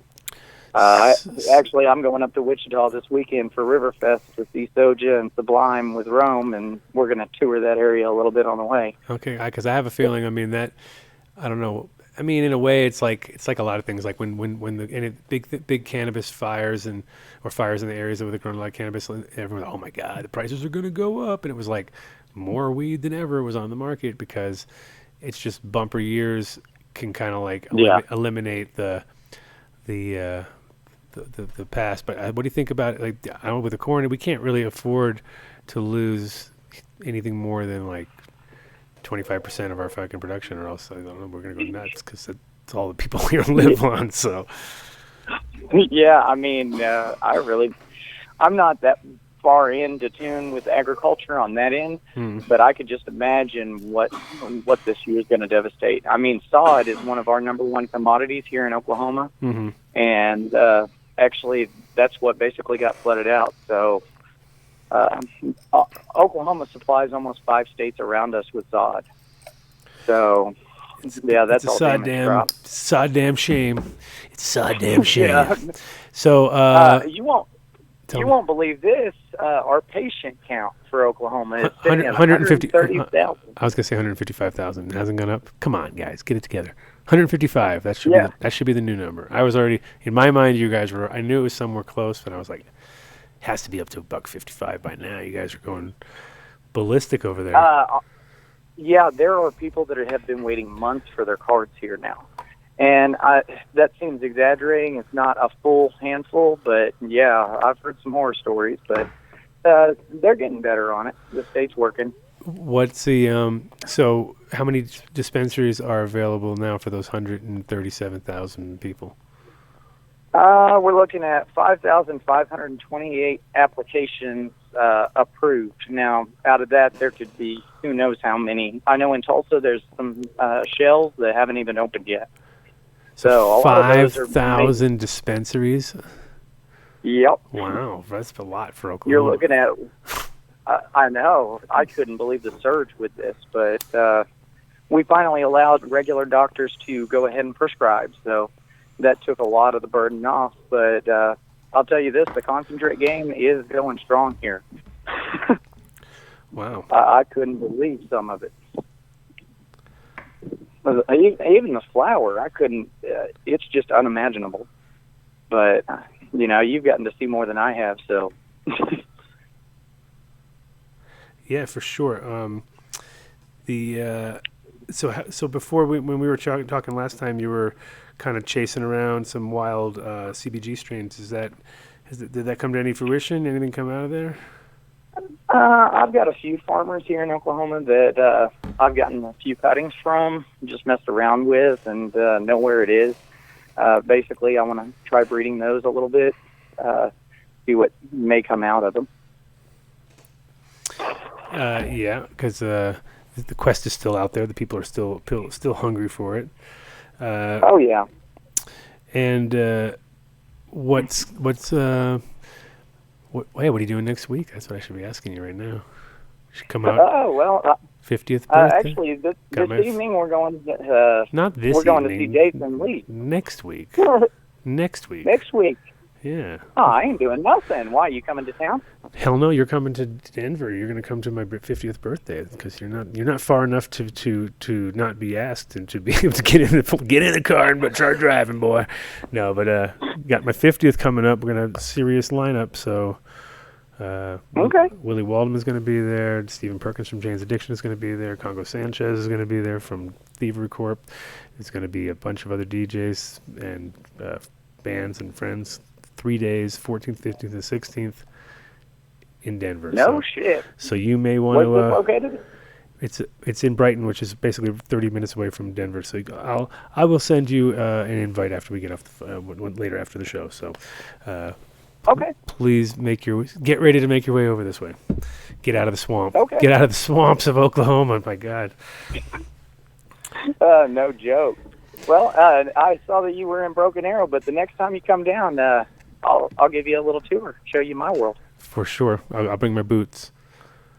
Well, we'll go on top of the truck. I'll bring my galoshes, and you can get your airboat, and we'll be like it'll be somewhere between Florida and Oklahoma. We won't know where we are. We'll be like, "Yep, this used to be a house over here. And see this little island, all right?" Yeah, this is some dead fish right now. We'll show you some noodling. Oh yeah. That is the first thing my friend from Oklahoma taught me, which I was like, "What is wrong with you people?" I couldn't believe it. He was like, "Oh yeah, this is what we do for fun," and I was just like, "Wow, yep." I'm glad I didn't spend too much time. But he was up in Lawton, dude. He was in the worst spot ever. So Oh yeah, Lawton. That's BFE. It's a fun place though, if you know the backwoods. If you know noodling, right? Yeah, I guess so. All right, well, cool, Chance. Nice talking to you, and like I said, I'll send you an invite, and hopefully we'll see you next week. Okay, you have a great one. All right, peace, man. Okay, don't work too hard, don't work too little. Yeah, we'll try not to. Dude, I can't. I hear you. Later, man. Peace. Man. I cannot believe it's only 6 o'clock. I was freaking out. I was like, dude, did we do all that so fast in that thing? And I thought we were talking for a lot longer. Nah. I mean, it seemed there was a lot of stuff going on in it. No, I mean. Yeah, and I was like, what? Isn't it not 6:30 yet? Okay, we're just like, oh my God. But what we can do is we can have James Bean, man on the scene, can call in because he wanted to call in earlier. But I was like, well, why don't you come in end of the show? It's not the end of the show. Come in at the middle of the show, and we can chop it up. So call in, James. Let's see. I'll give him the heads up if he's not listening anymore. But he did say, looks great and sounds great, by the way. So that is from James Bean, the sponsor of the show. So if the sponsor says it sounds good and looks good, that's MTI doing his job over there. Excellent. What else in the cannabis world besides? See, now I'm in my birthday mode, so I don't think about nothing but my birthday. Talk about your birthday, man. Shit. Well, it's one of those things. Like I said, it's getting out of control. Yeah. 3 days. It's going to be going off. I planned it. When I first planned it, I was like, oh, okay, it's 3 days, no problem. But now I'm realizing I need 3 days to do everything I want to do. Right. Yo, is that the James Bean man on the scene? James Bean, man, the scene, 420 report, just a little bit late. Oh, whatever. Little late, little early. It's 420 somewhere. It's always 420 somewhere, my friend. But no, I had to let that baller talk. He was, I want to be like Mike. That guy was a fucking kingpin. There we go. Yep. One kingpin to another, man. It was a. I'm just saying, I need to give me a couple rappers. I'm gonna give me some Ray J Kush. Yeah. I'm gonna own this shit. And a record label. He really used to manage Chief Keef. He did manage Chief Keef. He said he had 5 albums. He said he didn't really manage him as much as he was signed to his label. So I mean, kinda. Right. We're talking about the crazy rapper who has all the Uzis and was house arrested and made all these crazy mumble rap. There's nice people on both sides, my friend. No, it was like one of those. Yes. Just say, I was like, wow. Yep, mumble rap, our favorite thing. The favorite thing on the Adam Dunn show. That's my entire birthday party is going to be all mumble rappers. It's going to be Adam Dunn 50th birthday. Dude, I knew you were going to have mumble rappers. No, I'm not. I'm not. No, there's no mumble rap. Okay. I swear. Good. Except for my kid, maybe he'll be. He's doing his first set. Whatever Nick wants to do. Nick is doing his first set. I have his set list kind of all set up now, so he's ready to roll. But it's funny because did you see that all of a sudden that little thing popped up from when he was 11 months old? So I was like, dude, at 11 months old, wearing he had his matching suit on, he had his matching fucking sweatpants suit on, and he was fucking mixing it up live. Yeah. And I was like, holy shit. I remember. Him used to do on the video. It was pretty great. Yeah. So anyway, so now he's getting ready to put together a set. So, yeah, it's gonna be interesting. So what's going on with you? You're out from under the spell of every disease known to man. You didn't get Ebola, right? You didn't get Ebola or nothing, did you? No. Everything but. So. Yeah, I was down for the count. I came home from judging the Hawaii Ahi tournament, which was pretty awesome. Like an hour after I got back, I stepped wrong and broke my ankle. Rolled it pretty well. So, damn. And then we had just moved into my new house, so everything was still in boxes, and so I couldn't find anything. And I had a broken ankle and hopping around trying to figure shit out. And then I got international flu of death. Yeah. So that put me down for 2 weeks. So it's been so let me ask you something. When you were coming back on that last flight, were you sitting in an aisle seat or a window seat or a middle seat? No. My robot voice. Think about it. Do you remember? Because no, I had robot voice. I didn't hear what you asked. I said, when you came on your last flight back from Hawaii, were you on a window seat, aisle seat, or middle seat? I have a theory. I was on Hawaiian Airlines, and I was on the window seat. Oh. But the whole thing is jinxed because it's a sealed plane for 5 hours, and so you're getting a cold no matter what. No, not no matter what. But no, the thing is, I had aisle seat last 2 times, and I got sick, and I was like, but later on I heard never take an aisle seat because you get so much shit going because people walk past you all the time, and you get like all their germs as they're walking by, and I don't know. I was like, oh, you motherfucker, I'm never taking an aisle seat again. That's it. I'm done with them. A window seat seems to be safest because the thing is, if you turn that air on and it keeps going, you're like, okay, this is better than, it's the best I can do right now. I'm in a little laminar hood. I got a laminar hood hooked up. Yeah.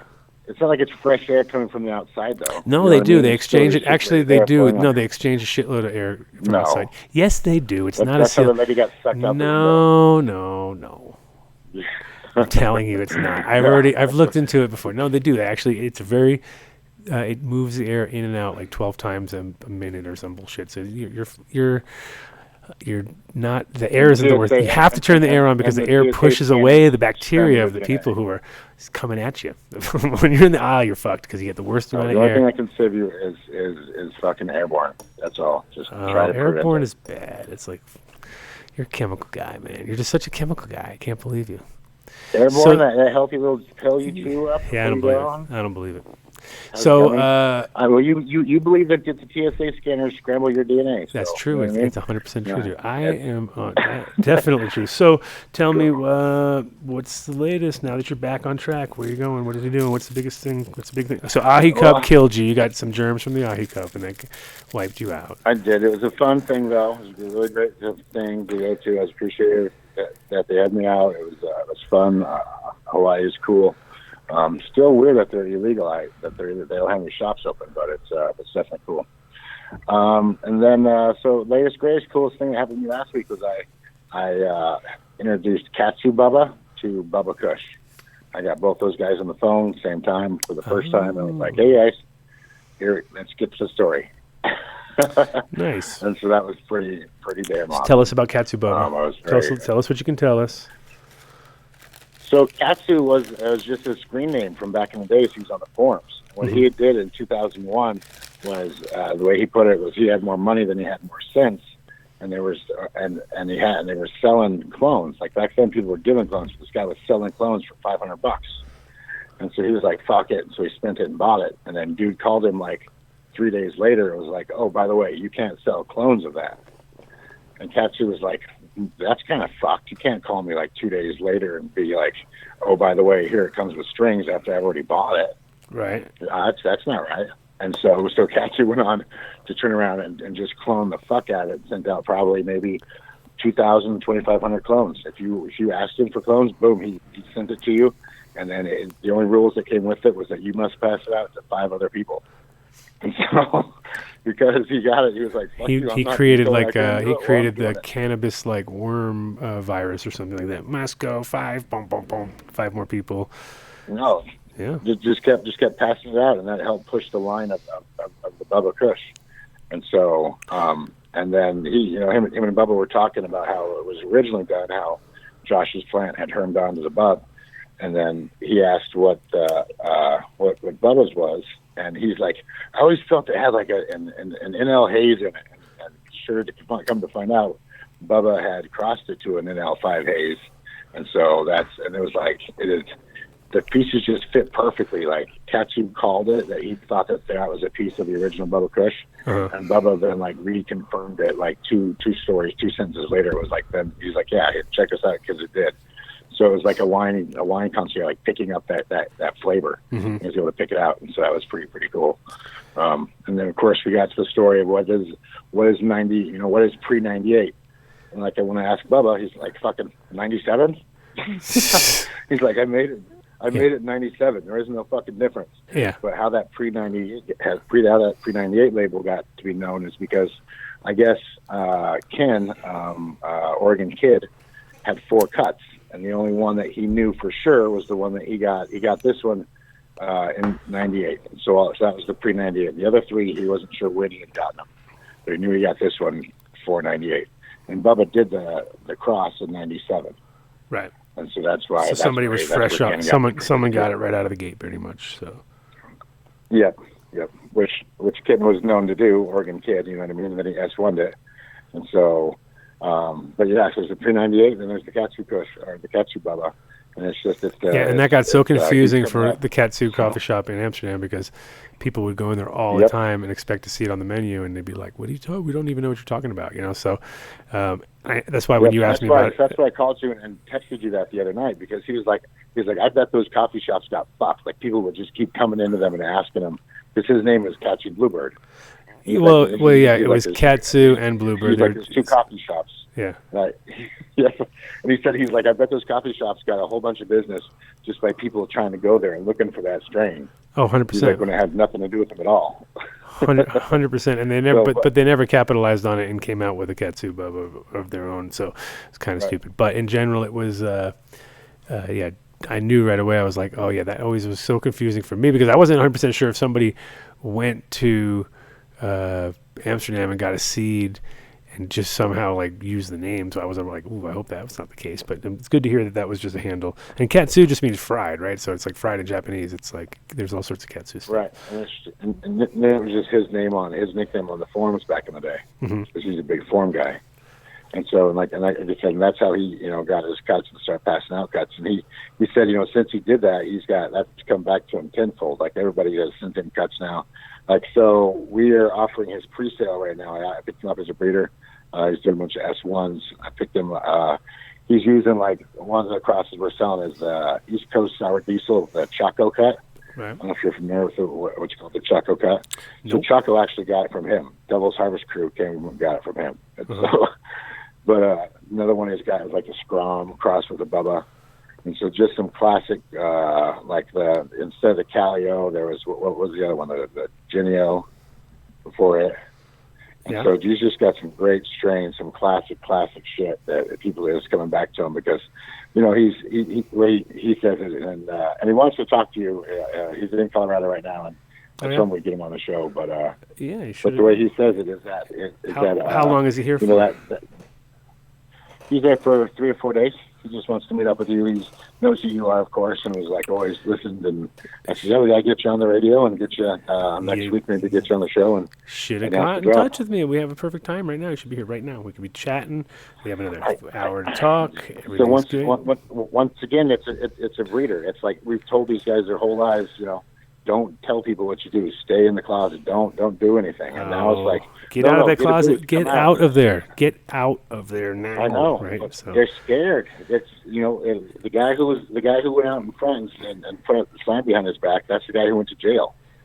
And so that's where Katsu comes from. That's his, in 2001, people were going to jail for this shit. And so he's still of that kind of laid back, real cool mindset of just, being the thing, but he's coming out of it more and more. And, and actually just a really nice guy too. So Miles, you ever heard of Miles Philippe? You know who he is? No. You don't know? Weed should taste good, right? You know that crew, right? You know the weed should taste good. The weed should taste good crew, right? You know them. No. Come on. Nope. Anyway, so I got a mail from him recently because I came back from Puerto Rico and I came home and there was a broken timer in my room. I think I told you that story, right? And I had 15-foot tall plants and it was a nightmare.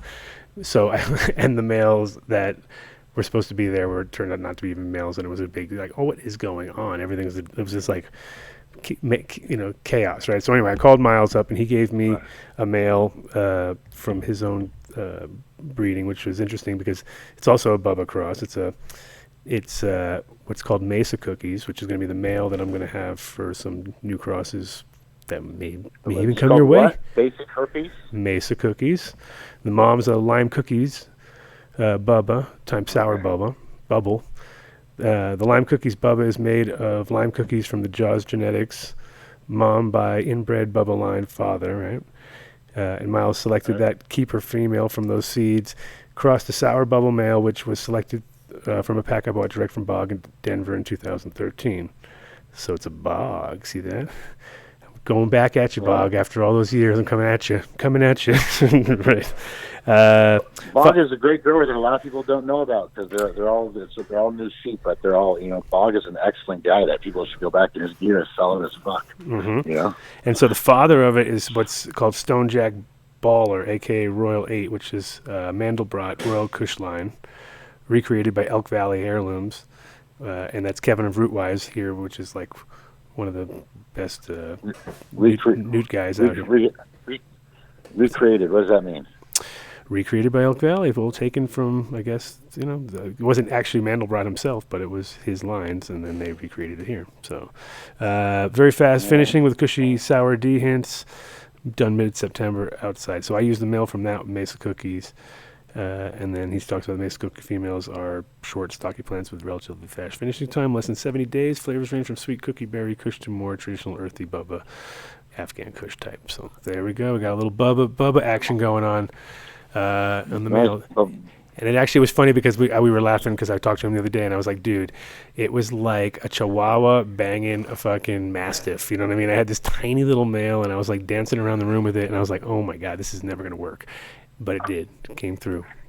It was weird. It came through. From what I've heard on breeding, that's the one that wins. Like if I'm a broker, I'm not a breeder. It was stinky. It was really smelled good. I want that giant male that's healthy and big and tall. And I talk to my breeders. They're like, no, that's not the one you want. Yeah, you want the little weird transvestite guy that turns late. Yeah, it was like nice. That's the guy you want. it was like a scary moment because I was all, oh, dude, I don't know, and it was like didn't seem like it had enough juice for the whole room, and it was also interesting though because certain plants did not take it as well as other plants. Some plants were like, yep, all good. Other plants were like, meh, whatever, and so it's gonna be a fun season for a little while, growing them out and testing them out and stuff. So in nice. 6 months, I've been hearing in 6 months, about your that JCP cross you released to a couple of folks. Yeah. You were saying the guys from Fidus were popping a few, right? Our buddies over there. Yeah. Nice. They're trying to figure out what the GCP was, and I was like, it's not green onion pheno. No, it's the jasmine cat piss, like I told you. And also, that was the interesting part about that is and they had a 30 out of 30, and that shit is just like as vigorous as a motherfucker. So yeah, they're gonna have a great crop, I believe, out of that one. So those were good. That whole run was good, and this whole next run is going to be. I'm quite confident. Like it was like one of those things where it was small, it did its job, but I'm telling you, the smell on it was unbelievable. So from a male point of view, nice. That's like one of those things you gotta kind of take into effect because that really does carry over a lot. And Fidus has offered us their room again if we want to get together and do something. The aluminum box in August. We got to work on the aluminum box. It's better than some shit we've had. I'll tell you that much. Hey, well now we're professionals, dude. We have green screens. We have contracts. Everything's crazy like that. No, but All right, fine. Never mind then. I know we could do something. We can work with it. We can work with it. Okay? We'll figure something out. You know what I'm saying? We can make something work. Because last time we did like the testing, you know what I mean? So we could get some more tests and have people submit their stuff for concentrates. How is so they still have to split? Like, could we do the show in a smaller room in the inside and then do the testing in the other room? Yeah, I think we'd have to, because if not, the people in the crowd in the background are too loud. Exactly. It's like you're in a box with a bunch of people being loud. Basically, it's Sasquatch's fault, right? We will blame him for everything. But Squatch is actually coming to my birthday. Squatch is coming to my birthday, James. That's how dedicated. I know, that's what I heard. Squatcher is. Squatch is like, yeah, you're like, where are you? Aren't you coming? Come on. You don't care. I've actually got a meeting with Tattoo and Bubba on the 14th. We're meeting up. Where? Where? So I'm going to get his L.A. stuff. LA. Oh, Bubba. Yeah. Oh, Bubba. I can't believe it. Bubba Backcross. Bubba Square. But no, it's I'm really looking forward to this little collab they got going. I think it's going to be pretty awesome. So you got what, Katsu and Bubba going on a collab right now? Is that what you're trying to say? They'll be working I see good things for that happening in the future. That's why we're meeting up on the 14th. But I see that working. And Katsu has some amazing cuts. So that sounds cool. Yeah, it should be very, very, very cool. And he's actually a worker. He actually does, breeds lines. It's not like he's just throwing shit together. He's got a whole bunch of stuff he's still in testing right now. So, I mean, any kind of, it reinvigorates me. I'm like, yes, you're testing shit? Cool, thank you. Not just throwing it in the market. I appreciate that.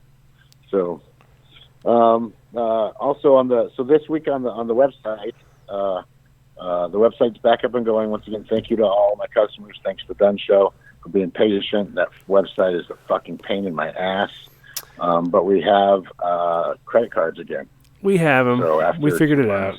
Of fighting. Yeah, after 2 months of fighting with Mexico, I've gotten credit cards back through a domestic processor. So very good. You're back on this. You're back on American credit cards again. Yeah. Yes. Yeah. So I don't have to send in a check or money order. That's been a pain in the ass for people. I get it. You know what I mean? I've had some weird questions like, where do I get a money order? Right. And it's like, really? We've had to just school people from that standpoint. That's fine. So 2 days ago, to help celebrate and get everything back to going, 2 days ago we had a BOGO on Crockett. If you bought one package of Turbo Diesel, you got a free packet of Crockett's Dog. Yesterday we had a BOGO on if you bought Cough Drop, then you got a free package of Munson. So that's 26 beans for $88. That's pretty damn awesome. Mm-hmm. And then the big one that I'm not supposed to release, but I'm trying to file through and find right now so I can tell you about it. But we're having a giant BOGO this weekend. And when I say BOGO, it's big. So if you buy a pack of sour plums, sour bananas, or Fat Boy from Crockett, you get a free pack. Buy one, get one. If you Lucky Dog seeds, if you buy Bohemian Highway or Gorilla Fume, buy one, get one. If you buy Dominion, Granny Skunk, Freebird, or Munson, buy one, get one. Blood Dog or Blood Diamond, Sled Dog, buy one, get one. We're putting the Air Rage in the buy one, get one, and Utopia's Holy Banana, buy one, get one. So buy one pack at one price, get the second pack at second pack of less price for free. So you can mix and match. There's a good 10 strains there on BOGOs, and it's pretty damn awesome. I'm not, obviously at BOGO prices, I'm not making a whole lot of money on it, but it does get, people back up to the site, and a way to say thanks to our customers for hanging in there. But they're full packs, nothing wrong with them. Everything comes guaranteed. I hit my breeders up. I said, hey, give me a deal. They can go and promote, Mm-hmm. Also, we just dropped Irie Genetics and Green Team Genetics last 2 weeks. Those are two more breeders that we have on the site. And then upcoming, we've got Exotics, Strawberries and Cream F2. That came in and sold out in a day. And so we're getting more of those in. He's re-releasing them, and that should be a pretty awesome thing. We'll have another deal tied to that pack as well. So, but That shit is so good. He brought I had some sift. That's a good thing about Exotic is before he releases anything, like I get flowers, sift, and rosin. So I know that like he's ran the plants, he's run them through, and this is where the pass the test. Gotcha. But me and Bubba came down and visited, and he hit some of that strawberry cream, and he was like, "Damn, that's strawberries and cream." I said, "Yeah." It was some of that Exotic's Keep in Tech sift. Nice. So. Yeah, I had some dry sieve Cali Mist from this last run too. I had that 94 Cali Mist cut from. Right. So got some dry sieve, which is always so. It's such a nice feel because, like, you just like let it sit and it kind of presses itself. You know what I mean? It just sort of slowly melts into itself. It's so much more satisfying than bubble hash. Even the bubble hash is really nice and actually. Sometimes is a little stronger just because the flavor is kind of there's less terps in it. You know that when you do it with dry sieve, you get full terps and you just have this thing you think you can sit. You know, you just know you can sit on it for like 10 years or 20 years and the shit will still be smokable. Whereas bubble hash kind of has a little so you know, shelf. Just so the rest of the Adam Dunn Nation knows that you created dry sift technique. I did I'd like not you to explain to them dry the Oprotec. No. Explain to the customer, our fans, Oprotec. Oh, you mean static tech? Yeah, that was my See? ridiculous. Well, basically it was because that's how bad TV was back in the day that I actually had to watch Oprah. That's how bad. That's how it was so lame. It was like Jerry Springer. It became Jerry Springer hash. It became Jerry Springer hash after Jerry Springer came on the line. Well, anyway, I was in Amsterdam, and I was working with JJ from Advanced Hydroponics, which is not Advanced Nutrients, which is JJ is like a legend in the game where he's one of the guys who. Was part of that whole Northern Light family, Seattle, and he moved out to Amsterdam and started just growing his same way he grew back home, which was 1,000 watts with vertical bulbs, and everything was like old school, big hoods, and so when he came to Amsterdam, but he brought proper genetics. He brought Neville. He kind of came back to Amsterdam with some of Neville's stuff because him and Neville had traded, and he had the original. Like early pearl crossed with skunk and Northern Light, which became the silver pearl from Sensi. And Sensi and I was working at Sensi and they hadn't even released it yet. And he came into town with the cut, and I was like, oh damn! So we actually had it in Katsu, the actual coffee shop Katsu, like before Sensi even got it out as an actual seed, just because he needed a home for it. So it's like one of those deals where he came with a clone, we made it, we got it going for him, and then he ended up opening up his own his own nutrient company there, because he had the but anyway, he had stacks of weed and didn't know what to do with it, and I was like, dude, let me run it, so like, and I had a silk screen, which was at first, literally at the beginning, I had like pantyhose stretched over fucking a frame, and I would just staple it on the bottom and run it through it like that. And then I realized, you can go buy silkscreen at the art store. So I go buy silkscreen at the art store, and I'd buy frames, and I would like stretch it by hand, and it would be a little bit off, but it would be pretty good. I'd try to get it as tight as possible without trying to mess up the shape. And then I put little springs on the corner. I went and got like lifter springs from a car place. And I like, kind of put little pieces of metal over them and drilled them in. So like they were on the corners of the thing, and I would just bounce it because I was so tired of like scraping, because you always like put the weed across, then you scrape it back, put the weed across, scrape it back. I was like, well, it's actually easier if you put little springs on it and you just bring the weed up front, and then you spring it, and it kind of jumps its way backwards. And as it's jumping backwards, it's kind of giving you like 1, 2, 3 good strikes on the screen, and then it's to the end, and you scooped it away, and then you bring new stuff on, and just kept doing that.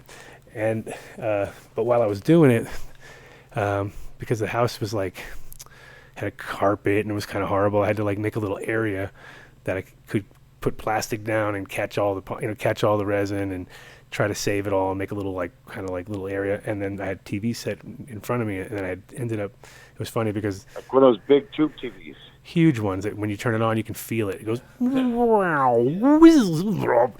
and so I was pretty much like right in front of the television, and so I had a little table where I was doing my screen, and then at the end of the table was TV, and pretty much it was like Oprah was the closest thing to like anything entertaining out there because the Dutch TV sucked. And I was like, oh, this is when Oprah was kind of like the pre-Jerry Springer Oprah or something like that, where it was like, oh, no, you didn't, fucking whatever bullshit they would come out. Like it'd be like the cheating husband or whatever. So I was sitting there watching that show. I was watching some Oprah bullshit. And then I started looking at, like, I realized that the TV was just covered, and it was like, but it was like coming, like it would come off the screen and it would float right up and stick to it. You could actually see it like kind of like get pulled towards it almost. So then I was like, huh. And then at first I thought, oh, that's going to be all the fucking killer hash, right? Because I thought, oh, it's super light. And I tried to smoke it. It was horrible. It was like the worst part of it. I was like, oh, wait a minute. That's fucking dust right there. That's literally like the hash dust, right? It just gets sucked up and goes to the TV screen. And all the good hash is like oily and it stays down, right? So I was like, oh, I think I got something going on here. So they ended up taking 2 TVs, putting them on the edge, and like got double action going. And I'm like, oh yeah, this is like a 3 TV deal. You got 3 TVs going, and you're fucking putting the screen down the middle, and all the shit's getting sucked to the TV, and all the good shit's coming in the bottom. So I was like, crazy. There you go. You're just sitting there with the spring, hitting the fucking spring thing going. And then you've got the spring thing, and you go bang, bang, bang, bang, bang. And I thought I had it all figured out at that point. And I just was like, oh, so now you need old TV technology. Got to find old TV, not because LEDs will not do it. They'll be lame. So you can't use an LED. Has to be an old tube style television, and you too can have Oprah hash. Oprah hash. Look under your seat. Just look under your seats, everybody. Oh yeah, you get Oprah hash. You get Oprah hash. You get Oprah hash. You get Oprah Tech. You get Oprah hash. You get Oprah Tech. You get Oprah Tech. You created Oprah Tech. You're the first one. I did Oprah Tech. Yeah, Oprah Tech 2.0. Yeah, you know it. I mean, I was ahead of my time once again. Just Just had to make sure that all of our people knew that. That's pretty crazy. Some people don't know how crazy you are. So the things you should find out before you turn 50. Yeah. So no James, you're not going to come and make a big appearance. That's lame. I'd like to. I might. But right now you can DJ. You can DJ. You can actually DJ the party. That's the best part. So along with Nick, I'll DJ too. Yeah. Are you gonna DJ now too? Yeah. All right. What do you mean? Killing me. I have like 15. I play house music though. I don't know. Oh, that's fine. You can do Sunday. You'll do like a You can do like a happy Sunday thing. Yeah, man. Okay. I'm into it. Sunday morning. So are we all dosing? Everybody gets a magic dose. I won't maybe not say on television. I think so. I think that's gonna happen. I think it's magically gonna happen. The magic mushrooms will magically jump into your mouth somehow when you're just not looking. Hey, that's the next big thing. The next big thing, yes. Yeah. So, yeah, DJ set right after Nick. Nick's, I'm telling you, he's gonna crush. He's gonna crush. I'm sure. Yeah, he's gonna be. I'll never recover. He's a motherfucker. He's got Otherwise, I'm gonna scream at him like a fucking terrible dad. You get the fucking back on those fucking. You put that song in and you fucking sync it up right. You don't fuck around. No. So. You said match these fucking beats and quit hitting that sync button, and we'll fucking talk. Exactly. I want to see you Which, juggle. by the way, for those people who do listen to electro, DJ Micro got a hold of me through one way or the other, and he's an actual grower breeder guy going. Oh, really? So that's what he's doing these days. I was like, wow, and he came off. He didn't tell me he was Micro, so like maybe like the 4th or 5th day we came into like talking. He's like, so yeah, I went by Micro back in the day, and I was like, oh, I remember your short ass. That's what they called you, Micro. I remember. But yeah, so that was kind of cool. So yeah, there you go. Kidnap him, bring him to the party. There we go. We got now we have there you go. Star-studded event. Also, Wolfgang Gartner. All those who know like a G6, Wolfgang Gartner, put him on blast. Sorry, buddy, but is also a little closet grower breeder. So. Oh my God, he was in the closet the whole time. Lots of people are doing it. In the closet the whole time. So Pre-Light is from Denver. What's Derek doing? Derek is coming to the party too. I don't know, dude. I have no idea. I haven't talked. I don't. It's 120K at the set. So. Yeah. Oh, that's way within our budget. That's definitely the Hoodstock budget. For like, if you took a couple of decimal points away, probably that would help. That would make it work. Yeah. That would make it work. Say, hey, maybe you got him on the hookup. It wouldn't surprise me. $1,000. We can get him for if we can get him for 1,020, we'll do it. Yeah. It'll just be 100 times less. Yes. So. Cool. So yeah. So those are the sales. Jump on them. That BOGO this weekend is insane. I would get on those while you can. The website's up, credit cards are up. Fuck my haters that keep reporting me. This time I got reported for feminized seeds. And that's not hemp seeds, not cannabis seeds, feminized. That was the crime? That was the crime that you committed? Wow. Now, see, I would have said that a few years ago, but totally. now I just have to secede and say, oh, well, there's a place for everything. I have to be nice. I sent them the fucking definition of feminized seeds, and I was like, are you kidding me? Like, what the fuck? Why are you and they fined me like 25 grand. So, yeah, not happy with them, but that's why we were down, but we're back up now, and fuck them. We were down, but we're back up. Well, there we go. Well, there we go. I always get back up. But cool, yeah. Thanks for calling. So seedsherenow.com if anybody doesn't realize who the hell's on the line. Mr. Seeds Here Now himself. We're also doing the Seeds Here Now SHN auctions on Instagram. Mm-hmm. And so I've opened up my vault and we started auctioning some stuff off. So like some exotic screen ribbon BX. I'll have his Blue Angels. I'll have his Hulk. Stuff that he hasn't released in front of us. Like, basically, I've always kept 2 packs of everything I've ever sold in my personal vault. And so we're cleaning some of those out and moving some of those packs. And so Seeds Here Now auctions online. Of course, the forums, Seeds Here Now, and then seedsherenow.com for all your genetic preservation kits. That's it. Thank you very much. Yeah. We're doing it. Thanks, boss. We're doing it. Hold on. I'm trying to get Mario or Scott on the line. We'll see who's gonna call in. One of them. So cool. And I have no problem if you we want to start doing some kind of giveaways for some free seats. Oh shit! Shout out to the chat gang. I appreciate everybody on chat gang listening in and keeping. We could do the same. You could do the same format, but it couldn't be word of the week. It'd have to be something else. Are you gonna? No, I can't. I can't copy somebody. Enough people copied me. I'll come up with my own thing. Yeah, you come up with your own thing, and we're gonna do it. We're gonna do it. Yeah, we'll shoot seeds out of a cannon in your face when you're not looking. Yeah, you win the cannon in the face, and you're gonna fly in next week or shoot a cannon. That's it. A lot of people call in. I'll get it done. I think that you need to hand deliver the pack every time they win. So like, oh, we're in Alaska. We'd be like, all right, James is going to Alaska to drop off the pack. It's gonna make a lot of sense. Yeah, that'll be real nice for my fucking back wallet. No, thank you. That's the plan. That's how you get colds. Shout out to Alaska. Still love those guys. They're fucking seeing us hard, and their medical people are bitches. But shout out to Alaska. Those guys are, they're still legalized. So. All right, my friend. All right, man. Talk to you soon. And you know what? Now that we have Alki who does the holograms, we can maybe hologram you in. We can hologram you in, bro. Because now we have the connections. Yeah, next week. But you want Katsu, Bubba, and Bubba on next week? That's an idea. The thing is, I'm gonna have a tough one because I think that next week I'll be at at my place, figuring it all out, doing it all. So I'll probably be on site. Probably won't be a great breeders thing. I think we're going to be doing the Adam Dunn show live from the Adam Dunn party at the Adam Dunn. It's going to be like and we're all tripping, so it's going to be weird. Oh, it's going to be nuts. Wires everywhere. No one's going to know where they go. I'll hook you up with Katsu's number, so he's in touch. Oh no, 100%. And then let's talk. I know that we've talked in the past, but let's get Miss Jill on. Let's do it. I need the disc. I need my own disc return just to have it, even if it's just one line. So we have to figure out the disc return, and then we'll make it work. So we can make the proper. I need to answer that. We've added Miss Jill, and I wouldn't have added her because I was like, some cool taught her shit. I want nothing to do with the breeding, but the breeding is being done by somebody else, and so she doesn't act like she's the breeder. She's not acting like she's doing the shit. The shit's being done really by a real breeder. It's a real deal. We'll get both of them. Basically, get both of them on the show so we can clarify all that good stuff, and then we'll make it happen. We'll need both of them. The breeder, yeah, for sure. But that's something. Get the breeder on there, nice and we'll get her on, and then we'll have Subby jump on in the last second, and Quack.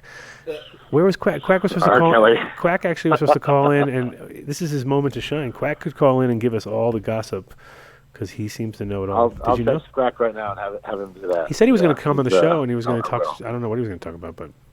That's instant entertainment. Quack's on it. Meme God for sure. Definitely up. Right. I don't know. Pinsky's My Bitch is a pretty good site. You might want to go check that out at some point. No, I love Penske's my bitch. Like, I never want to be on your bad side. No, it's fine. The Penske fucking it cracks me up. Like, he's got to hate you like fucking. No, he loves me, dude. I make him relevant, dude. I keep him. Because you do some serious shit to him. You're always fucking with him with doing this and that. I'm like, well, I didn't. What I did not do with him, which I got a message the other day that E's got in trouble for withholding their sales record or something. They did some serious. I think I was going to blame Penske on that one and throw that up, but haven't done that yet. So yeah.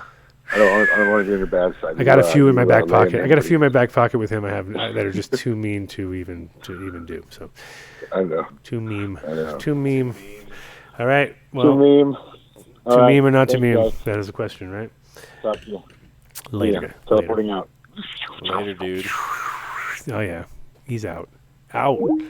Why didn't he Skype in? He's not sick anymore. He could have had a green screen. Could have been all party time. Been on the plane with me. I know, man. Hanging out. We got the technology. Yeah, I didn't do the plane thing properly, but it came out all right. It looks all right. No, it looks good. You like it? Yeah.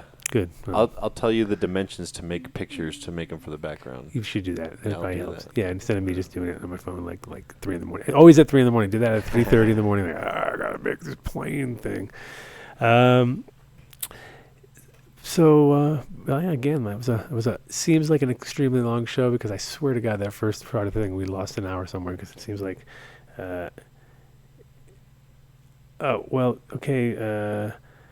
We don't want to do. Okay, so here's the deal, Mario and Scott. We don't need to talk about the word of the week on the show. What we need to do is talk about the new format. Whoever calls in, don't go blabbing word of the week because that ain't gonna work.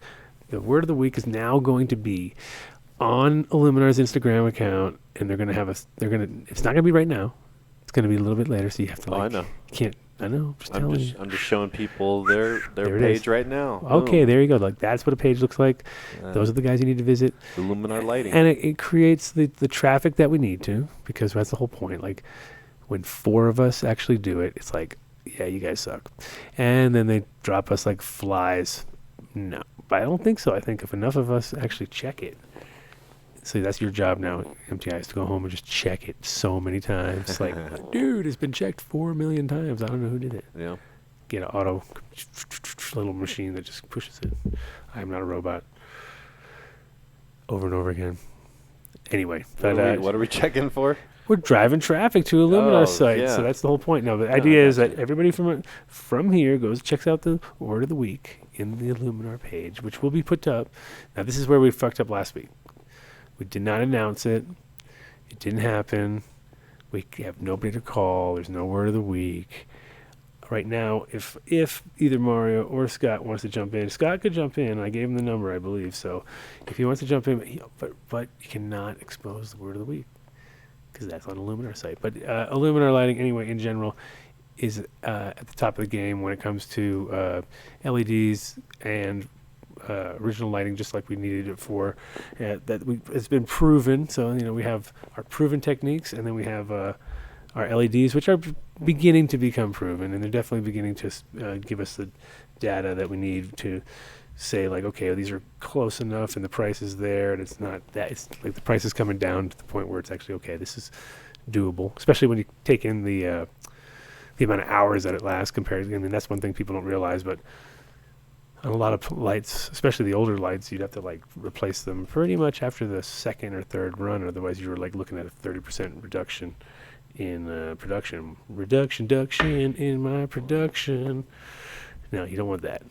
Nope. And so it's kind of like, oh, well, shit, if I take out these lights, put new ones in, I'm going to jump up back to normal, or I'm going to lose 17 pounds of weed or something. You're like, holy fuck, that's a lot. And maybe it's worth it, 17 pounds of weed, or buy 55 more lights, you know what I mean, or whatever it was. And it was, so with LEDs, you kind of reduce that. You don't, because they stay pretty much on point all the way to the end. And when they do finally die, probably at that point in time, your technology is even more improved, and you're ready to dump those things in the giant landfill that we create. Imagine how much junk, gross shit. It's so crazy. Like, I just moved a fucking rosin press that I think at the time was probably the most amazing rosin press ever, but there's some inherent problems with it, which is like right out of the gate. I'm like, it's got the compressor thing, and it's really, it's definitely got pressure, but the plates are way too big, So you're like, fuck. It's pretty much a dinosaur. It's a paperweight, Yeah. And it's like crazy. It's like only maybe 2 years old. Oh, is that the one they have at the other place? Or whatever? At the old spot. Yeah, at the old spot? Yeah. You know what it looks like. Yeah. Plates are way too big. Yeah. It has a lot of pressure, so I'm thinking like if I can get an engineer kind of guy to replace the plates with some fucking, proper pure pressure plates or something like that. So it's hard to get the temperature right with big plates? Is that what you're trying to tell me? The problem with the big plates is that you create this area and then it gets squished and then it squishes into the heat and instead of away from the heat. So the whole idea is you really want a nice sort of, not very wide, maybe that wide, just as wide as you make the rosin bag, and with because you want to make it with bubble hash or with fucking. Sure, yeah. You don't want to make it with weed. Yeah, right. Too much work. Exactly. So you make the bubble hash, stick it in the thing, crank it down, and then you want it to go away from the bag itself and get off the heat, But so in those things, they just basically cooks it, and then you kind of like, whoa, that was what. It smells like a lot of good weed, and it's all gone. So you burned off all your shit. Yeah. And you have nothing. A little tiny little spidge comes out the end, and you're like, well, that's a fucking gigantic waste. So it wasn't well thought. So it's one of those. I still took it because it was like, you want this? I'm like, yeah, I'll take it. It's gigantic, humongous, fucking heavy ass thing, but yeah, I think it's got a lot of pressure. I just got to get better plates. Gotcha. Okay. I need plates, people. Find me plates for my 50th. Getting the leaf blower repaired, the glass that has been broken now. So I had a friend at work that was inquiring about that thing because Really? he's like, what do you think about like hooking up something to a leaf blower? I was like, dude, look at the video. I showed him the video, and he was like, oh yeah, that's what I want. I want one of those things. How much will you let me borrow for? he wants to buy one or borrow it. Buy it or borrow. I don't know. What's he want it for, a concert or something? I don't know. He just. We're gonna have it, dude. Yeah, we're gonna. It's gonna be working. Sweet. Cool. Probably not on my kid's set though. I'll probably make it on a different. Oh, of course not. Yeah. Yeah, dude. Probably not my kid. Probably I said no, not 100%. No. No, we're definitely gonna get that rocking and rolling for the 50th because that's so. Now we're on the deadline. We have 1 week. 1 week from tomorrow is official. Yeah. It's getting scary, bro. No, it's not.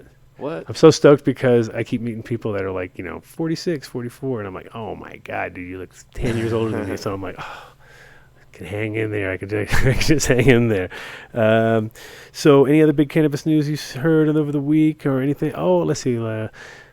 Did we sign anything new? I mean, not really. Okay, so we got the consumption bill in, but I haven't heard any good plans yet. I haven't heard anybody come up with anything good, but it's happening. Right. So that's going to be interesting. Here we go. Calling. It's got to be Scott. Or Mario. Is it Scott? This is Scott. This is Scott. Okay, so don't say no words. You know that, right? I realized no words. That was the old idea. I almost was like, I went right back to the old idea, and I was like, oh shit, no, we're trying to do a new idea. So the new idea, which I was explaining, was that people need to go to Illuminar, right? To Illuminar Instagram, Illuminar's. Where have we decided to place the word of the week? Have we decided that we're going to create one thing tomorrow morning when everybody goes back and checks? Or is that the deal, or what's the deal? You tell me. We could do that. Can it really happen? Because last week I asked. Can it really happen? Because last week damn stoner ideas. Yeah. This is This is like you're in front of live. You're live in front of at least 10 people. So maybe 12. Right. But they're all going to hold you accountable. So. Yeah, we'll. I'll have something posted tomorrow on the Illuminaire Instagram page. Okay. And. They'll find the word there. It's not really hard. You can go word and then put it up and then it's done. So yeah, man. It's not. I'll repeat that word on my personal Luminar Scott page as well. Oh shit. Oh boy. And then the whole point of this contest is that the only way you're going to win is if you write us and you give us a little, it doesn't have to be crazy, paragraph, 2 paragraphs, 1 paragraph, half paragraph. We had 8 words, and I was ready to give it to the guy just because of his amazing use of the English language, and he was definitely not from America, but it was like, give me lamp now, or I was like, oh, this could be a winner right here. This could be a big one. But in general, why you need your light, what's your situation. That way, when we talk about you on the show, we can actually kind of visualize, like, oh yeah, 315, and this guy's or the girl's spot is going to make a big difference, right? So, and Absolutely. And then we're going to also offer different bulbs, right? What's the 2 different Ks you got available for these things for the 315? We actually have 3. We have the regular 3K, a 3K red, which is a far red, and then the 4K. So 3K red, and 4K is, and the 10,000 Kelvin lamp is coming soon. Okay, and what's that? Give us some benefits to that one. That will be for finishing. So that's like a real. Do you notice the color difference? Is that like a real ambery kind of color, like a more red color, or? It's like the super blue, almost to purple. Okay, because remember the old remember the old Sontes and Sonte Agros and things where they were like, it was like oranger than orange. You're like, oh my god, like what is going on here? And those. Yeah, that's a little much, especially with the finishing. So you want to go backwards up a little bit, the scale, and get it a little bit more in the white. Absolutely. Create a little bit of UV in there, get those trichromes nice and crystally. Mm-hmm. Absolutely. And Absolutely. So, what's the what? Tell me more about, because the thing is that I'm actually super curious about the IL series. And all the LED series. Yeah, when they're gonna be like, because they're still kind of are they really cranking out yet, or you guys are still working on the numbers? We're cranking them out. The ILW series and the iBars are all coming in right now. The ILWs are the 40, 60, 80 watt propagation LEDs. The iBars is so it's switchable between those 40, 60, 80s. Is that a switchable thing? Yep. Okay, nice. Just depending on your shelf space and how much area you're trying to propagate. Gotcha. That's useful. Yeah, we got a lot of new things coming down the pipeline here. We just signed an agreement with Purple Scientific, which is the THC CBD portable measuring device. Oh yeah, I saw that. Tell me more about that. That was cool. How much is it going to cost per test? Because that's always kind of like. It's not even a cost per test. The whole unit itself inside that bulletproof case it comes in is $14.95. Okay, and then is there? I mean, but each test has to have its own little thing, or not? You just put it in. What do you do? Yeah, you just grind up about a third of a gram, put it inside the device, hit test, and it'll test it out, show you what your THC and what your CBD is. It's within 1 or 2% of a mass spec. Mm-hmm. So very accurate, and it's very affordable. So I mean, it's a little bit like the what was the thing again? Don't even say it. Okay, but is Don't it even say is it, it the same that other one technology? didn't work. Is it? Well, you know, the funny part was I thought it didn't work. I got one, I tested it, and then I looked at my friend who gave it to my my friend sent the test that he had done in Rhode Island with the same exact thing, and we were like, holy shit, dude, they're like really, really close. Like it was like, huh.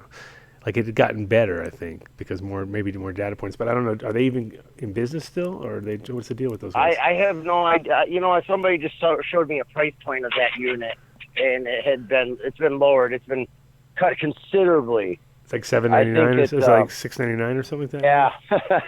Yeah, absolutely. Yeah, somewhere in that range. Now, is this thing the same? Is it that light technology, or is it something more intense? Yes, it is. It is a light. It uses light and. Is it like Sage? You know, the Sage unit. You ever seen that? Yes, it's very similar to the Sage unit.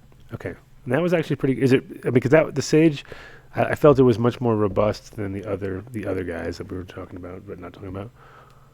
Yeah, this unit is very durable. It's very easy to operate. Really can't go wrong. Works Bluetooth with your phone, so you connect to your phone, and you use your phone and the app. And these are available. And these are available right now, or right now through Illuminar. All right, so you gonna send a link for us to show that, because that sounds like something, especially a lot of these guys who are doing. Absolutely. A lot of these guys that are doing. Absolutely. Let me put something together for the Adam Dunn show, and we'll get it in your hands. And again, and obviously, I'm sure you guys are getting confused by the Dunn deals, because it's like the office is going mayhem and no one knows what's going on. Sean's like The Dunn deal is destroying Illuminar. We're done with the Dunn deal. Come on now, you have to make the Dunn deal. That's the whole thing. That's how it works. It doesn't just make itself. You have to be like, Dunn deal is, even if it's a T-shirt, which I know I heard you guys gave them all away already, so you have to do better than make more. But T-shirts. We're making more. I know. T-shirts, hats, anything. That's a Dunn deal. Whatever. Extra Absolutely. bulbs could be a Dunn deal. We're putting together a Shopify site, so we can work with more people closely. Nice. So we can actually track my Dunn deal and see that. We can track the Dunn deals right there, buddy. All right, let's do that. Let's get on it. Let's get our programs in order so we can actually see some results, and I can be like, yeah, you see that? 2 people, bro. And you'd be like, yeah, that's so worth Absolutely. it. And they're like, no, there's more, I swear. There is. And so Absolutely. more, but we want people to go to Illuminar site, check out the word of the week. That's the most important part right now. And we want them to write our letter, which doesn't have to be long. It can just say, you know, your mom busted you and took your grow bowl light, and you're out in the garage. So they're still writing to info@AdamDunn.show. Info@AdamDunn.show, and or they can write Illuminar if they want, and Illuminar will send them our way. Who knows? But we're actually going to send ours to Illuminar. We should be clear about that. So. No, send them anywhere, but come to us first. We're all playing fairly together in the sandbox. So Yeah, if you guys get crazy, if you us. guys get a letter, you can send it to us. But really, you can just go info@AdamDunn.show, and then KTI gets it into his inbox, and then we know it's securely not getting to us as fast as we thought it was. No, KTI is pretty good. He'll get it to us. We like KTI. We like KTI. So what's going on this weekend with you, Adam? Well, this weekend is absolutely nothing going on. I'm going to go have my last weekend of not really relaxing, but I'm going to be doing some yard work / transplanting. So it'll be one of those moments in the spring vibe, even though it's already summer. And then starting from Monday, it's just on like Donkey Kong, where I'm just putting the pieces of the puzzle together to get this little mini festival, which will be bash.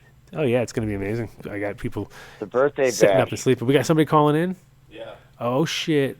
Maybe they want to talk to Scott. Maybe they don't even want to talk to me.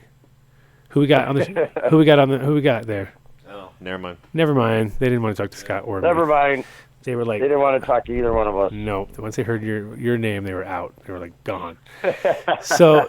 Well, I'm in Michigan this weekend, and I'll be at the High Times Cannabis Cup. I heard that's going off Saturday. Yep. Yep, Saturday and Sunday, tomorrow and Sunday. Okay. I'll have a purple tester with me if anyone's around and wants to check the unit out by themselves. We can do some testing. Units. Hey, we got somebody on that line here. Who we got? No. Nobody. See, Scott, they're scared of you. Okay, so you got the purple Scott's. If you want to see Scott's purple unit, you got to give him a shout at his hotel room, and you got to knock 3 times. Is that the deal? Knock 3 times, and you'll show him your purple unit. Sounds like a plan. Is he gone? Did we lose him? We lost everybody?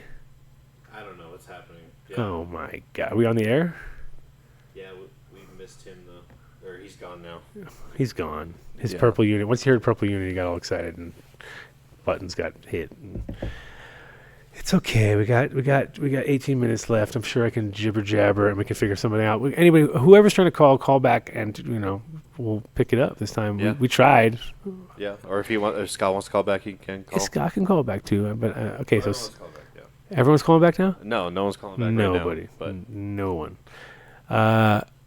So Illuminar Lighting, go check out the Word of the Week there tomorrow. Word of the Week tomorrow, then write us a letter. You got a whole week now to do it, and then include a story. Yeah, story makes it work. I mean, thing is, you might win if you just say your name, and it's like happens to be like the coolest name ever, and we're like, but for the most part, you're probably going to win better if you actually tell us a little something about yourself. Leave a number or Skype username. And don't forget that. Yeah, we've had people give us great stories. Yeah. No numbers. You're like, well, I can't just like randomly call people to like find you. It doesn't make sense. And again, just why you need an Illuminar in your world, and I have a pretty good idea what it's about. But if it's call back, Scott. Don't worry about it. Call back. We need a punching bag. We need the Illuminar punching bag. We're like, where's all the T-shirts, bro? I heard he gave them all away. Oh, really? Yeah, Mario was like, there ain't nothing. Because I was like, he's like, what do you want to do for this Dunn deal? Like, because he was telling me people were getting a little bit like, what is this Dunn deal? Exactly what I want, chaos. Yes, chaos. The Dunn deal is chaos. Don't call me Scott. Jesus, call the show. 720-310-8237. Call the show, Scott. Don't call me. Maybe I have to tell him. Or I can just call him if you give me the number. I just Uh, don't remember which one it is. Call show, not me. It's okay. He'll get it together. So yeah, Word of the Week's going to be like that. It's going to make a lot of sense. You guys are going to create this amazing traffic. Oh my God, they're going to be. Sean, the owner, is going to be like, "Wow, this is finally panning out." But if you don't, you're never going to win. So Tony Baloney's lights are going out Monday. I already heard. So nice. Another way. There we go. I was going to have him tell everybody. I was just saying how you guys are getting all the lights out on Monday for all the winners, so that's good. Yep, absolutely. Yep, everyone's back on track. See, it was a little bit because where were you guys right? Everyone was in Canada, right, for a show over there. What was the show called? The majority of the crew is at the Lift Show in Toronto this weekend. I'll be at the High Times in Michigan. Yep. It's still at the Speedway or what? Is it somewhere else? Yep, it's at the Speedway. They scheduled one for fall already. That is going to be at the Russell Industrial in downtown Detroit. The Russell Industrial. Russell Industrial. Sounds a little crazy. I don't know. Kind of repetitive. Just call it the Redustrial or whatever. So what do you have a big booth there? Or you guys got like kind of outdoor? I heard it's kind of crazy there with the wind, and you guys get all sorts of nuts weather there sometimes, right? It's going to be a beautiful weekend. It's supposed to be 80 and sunny all weekend. Oh, so man, you're so lucky. We're going to be very fortunate. I think at my fest, there's going to be like one day that's going to be good. One day is going to be like crazy weather, rainy kind of. But I think that's when everyone's going to be a little bit most accepting of it. Let's say, be like, oh, no problem. Golf ball size hail. And then, well, the golf that is an issue. But we do have a shitload of tents, so everyone can be protected and have it be dry during almost anything that happens. So I think it'll be all right. But it is going to be. We're looking forward to it. But it don't matter. It's going to be like it is Hoodstock. It's got to rain, dude. You can't be like, oh, it's all nice out like in fucking Michigan, bunch of pussies. We're Colorado, man. We're tough. We're going to deal with the fucking weather. People can have wellies on. No, during my time in Colorado, all I met was a bunch of Michigan transplants. So I think the Michiganders toughen Colorado up. It's true. No, and you guys had some crazy. I remember one year it was like everyone's booth flew away or something like that. Didn't it happen there? Yeah. In fact, where I lived, the town I lived in was nearly destroyed. The hail was so bad it blew out everybody's windows and was putting holes right through siding. Yeah, and that's in the summertime, and that like in June or something like that. Is that like the time or? Yeah, it was last. In fact, it was not last June. 2 years ago, June. Mm-hmm. That is the crazy part about the being out here in the Midwest. Like first 2 weeks of June, you never know. It's like literally like storm warnings every week, and I'm like, it's my birthday then, and then it was like the week after. It's like it just all pans out and it's all good. And just go straight through August. Then it's summertime. Then it's really summertime. We're still in the hectic kind of like, could be summer, could be winter, who the fuck knows. Could snow, could hail, could rain, could fucking thunder, lightning, tornado. Who the fuck, you never know. So he keeps us on our toes, which is cool. I mean, it's all right. I like a challenge. So I think everyone likes a little bit of a challenge, but when it's wet, soggy, you got a bunch of your property sitting outside for sale, I think it becomes kind of more I ain't doing any vent. I mean, if vendors want to vend, that's cool, but I'm not setting it all up like that because I don't want to be like that. Yeah, I'm not expecting people to be there to no visitors. Oh, there's I mean whatever, but I mean unless you sure you want to come and set an Illuminar up and put all your lights and then watch them all go up in a big giant like dust storm or whatever. Like, yep, there goes all your light. Who the hell knows? Luckily though, this year in Colorado, it is the greenest it's ever been. I swear to God, like everywhere you drive, you're like, wow, it's like this has never been green, and all of a sudden it's like. I'm gonna have to come on out. Yeah, you should. I'll be out at your party for sure. There we go. That's what I want to hear. Can't miss that one. Dedication. Can't miss that one. Dedication. Nice My to boy's hear. turning the big 5-0, and we got a couple days left. And then I'm going to be like the those day after. I'm 40s going to and- go gray as fuck. I'm going to be like look like Gandalf, like straight out of the gate. You're going to be You're like, holy finally shit! catch up to me. You aged badly in the last 24 hours.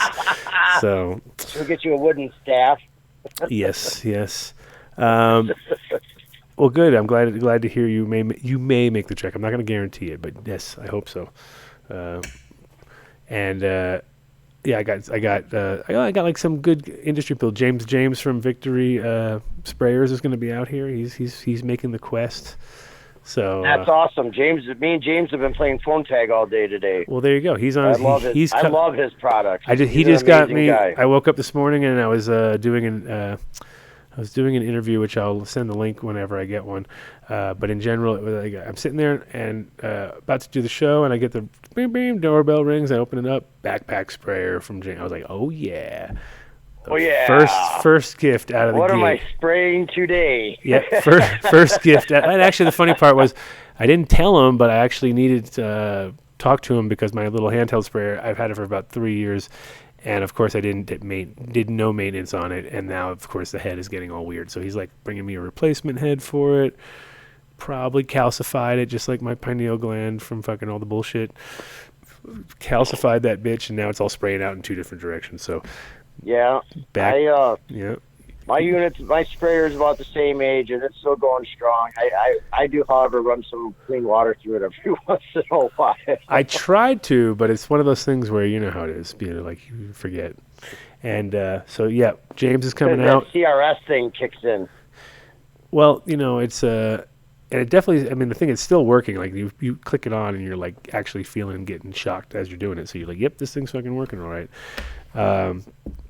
But yeah, pretty awesome product and great all around guy. So he's coming through. You're coming through. A bunch of other people. I mean, it's getting good. It's going to be one of those proper little festies. And now we have. Now we know that you're going to be DJing. It's going to be. It's all over now. It's all over. Like people will be flocking. I haven't played in like 3 or 4 years, but it's like riding a bike. I'm sure.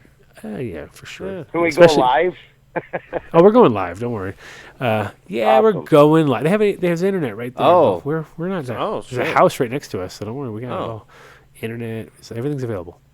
Okay. Cool. You're set. That's awesome. Yeah, you are doing all the technical stuff that you don't even know you're doing yet. So that's. Oh yeah, you're indentured. Well, can we live stream DJ sets? I think we could. On our I think we can just on our data. I mean, why the hell not? No, I mean like copyright, YouTube, blah blah blah. Our own live music that people are playing. Fuck it, yeah, we can. Well, own live music, but DJ sets probably not. Oh, right? DJ sets. Who cares? That's what I was saying. Yeah. Just you gotta be a good DJ and keep fucking mixing it quick. You can't be like all let little songs play out. You have 30 seconds, bro. You can like 30-second drops. Oh, wow. Boom, boom, boom. But yeah, it's all 4/4. But it's all you're doing techno. The easiest thing you can mix it with your eyes closed. I got you. Now my son, on the other hand, he'll be mixing drum and bass, Yeah, like his dad. But very nice. But yeah, but he likes 21 Pilots. That's like his favorite band right now. That's all he wants to listen to. Which is, I'm actually, as an old guy, I'm like, all right, they're kind of good, but it is kind of like, yeah. Like they have a lot of Prodigy sort of sounds, which I like. Oh. Wow, you see, my kid's like he's bringing home the I mean, it's funny because me and my wife were like, oh wow, these guys are pretty good. And then we went over to this other kid's house, and that kid's mom was like, oh, I liked them about 9 years ago. We're like, damn, we are out of touch with everything. I feel so out of touch with music. Straight up getting old. Yeah, well, I mean, look at my party. I got Jane's Addiction's drummer. I got old school. I got everything. Just realized I spelled Willie's. That's amazing. Well, I got Willie's name spelled wrong, of course. I put a Y. I don't know why I keep. So I have to like go back and change all that. Damn it! But I haven't released it yet, so there you go. Good. To the masses. Yeah. So we'll be seeing you next week. That's awesome. And the word of the week is at the Instagram page from these guys. So everybody at Illuminar Lighting. Illuminar Lighting. When are you going back to Jamaica? What's your deal with that? Oh, that's a good question. I'm being pushed and pulled in so many directions right now. I think that that one is just a matter of throwing some dollars and cents at it and letting others take care of it for now until I can get back down there. It's a bad timing thing, and with Illuminar taking off quite like it has, it's becoming a lot of work. As they do, as these projects. Thing. Well, that's the funny thing is, like, going over the years, I think of there's just like literally hundreds of like, yeah, we're going to do this and we're going to do that. And in the back of my mind, I'm like, hell no, we're not. And then I know we're not, and it never happens. And I just like go with it because I'm like, imagine if we had to do that. Like, I've thought of so many of those projects. I actually went into a place yesterday and I saw what I just was like, wow, I'm so glad I'm not dealing with this on a regular, because I could just see the struggles they had. They had this like beautiful looking greenhouse thing, but then when you came in, I don't know what it was previously, but they had these crazy deep like bays that were just like harboring all sorts of microbes that were probably good and bad. And it was just like looking at, I think there was like 300,000 or 400,000 clones, all CBD, but all just like at the edge, you know what I mean? Like they had already been moved around and looking a little, this is like rough, you know? If you don't have a nice, clean, flat, easy to work with thing when you're trying to like build, like, it was crazy. It looked like bunkers. It looked like growing in bunkers, which is never a good thing, you know, that bunker weed. The underground bunkers? Well, you know, the real, like the old school ones, like not like the guys, not like the ones that our buddy built, because those are from the fresh, but like when you get the really old, like built in the, 30 years ago, and it's got some funk in it, and you'll never get that funk out of. Didn't you have somebody on the show that did that one? Yeah, but he built it from the ground up. So they poured all the thing I liked about that was he poured 11 trucks at 2 a.m. and without a permit, which is pretty awesome, and did the whole fucking thing. So yeah, that is. Yeah, that's ballsy. You're like, oh shit, you dumped 11 full concrete trucks at 2 a.m. and fucking nobody saw you. Pretty awesome. That's OG. Yeah. That's why that was the whole point That's of that. gangster. That was part of the show that we really wanted more to emphasize. Not that there was any correlation to the OG on that story, even though it was in the OG story show, which confused a lot of people because. I was referring to the gangster, original gangster, not the flower. We're not even going to that not way. the most arguable flower on earth. Oh, well, that's for another show, my friends. So we'll be seeing you soon here, and hopefully, Absolutely. Hopefully, Illuminar gets their T-shirt in order so they can give the done deal to everybody. Get your T-shirts, bro. Come on, man. Wear Sheldon. Get Sheldon on it. You know what? I was thinking about him earlier today. See? Have you talked to him? I have. He's. I think he can still do work for you. So if you need to get some things done, he can do it. They're set up. Okay, good. Good. But he does have a real job now, which is sad. It was one of those like. Oh. It's like what? It's like you having a real job. Like. I have a real job. I mean, making like all of you happy. I mean, going back to your. I'm like saying like going to your electrical job and like working on like some. Ooh, that was some rough. like hair salon or something like that. That's what I'm talking about. Like that's a job. No. This office I'm sitting in right now, I see it about 16 hours a day. So. All right, I guess you're doing a little bit of work. Nice talking to you, Scott. We will have you too, buddy, and I'll see you soon. All right. And I'll be at the Cannabis Cup tomorrow, Clio Auto City Speedway. Check me out. Yeah, find Scott. Tell him you want the done deal right now. And I don't know what the hell you're gonna do, but you gotta do it. Do it, man. I'll have some swag. All right, peace. All right, guys. We'll talk to you soon. Have fun. Will do. Thank you. Bye-bye. Cool. And we're gonna actually finish the show on time. In 3 minutes, like amazing. That never happens. Started on time, ended on time. It's because we had a billionaire on the show. I had to like show off and make it look like I know what I'm doing. Yeah, nice. Obviously, I don't. But no, it was really cool talking with Alki early on. Like I said, I like his. I like the fact that he's a lot humbler than I thought he would be. Because I heard that he's like, takes over the conversations. What people like, dude, he's going to take over all your conversations. I was like, really? No, I can't do that. I talk too much. But no, much more down to earth than I thought, which is good. And I think he's got the right idea as far as the plant medicine and combination of, delivering quality products, which is, again, like, that's all it's about. Make sure they have the great quality. And it sounds like they do.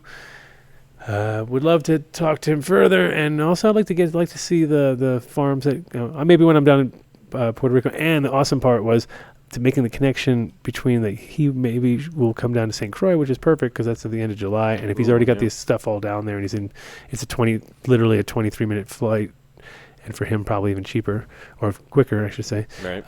And you can just bring over the hologram stuff, and we'll do the whole deal, and that's pretty exciting. So hopefully we'll talk after the show again, like I said, and that's a great link. But also just knowing that things are happening down there, and the Caribbean's about to become a whole new place, and hopefully can retain its local heritage, man, and keep the shit rolling and get some of their own strains.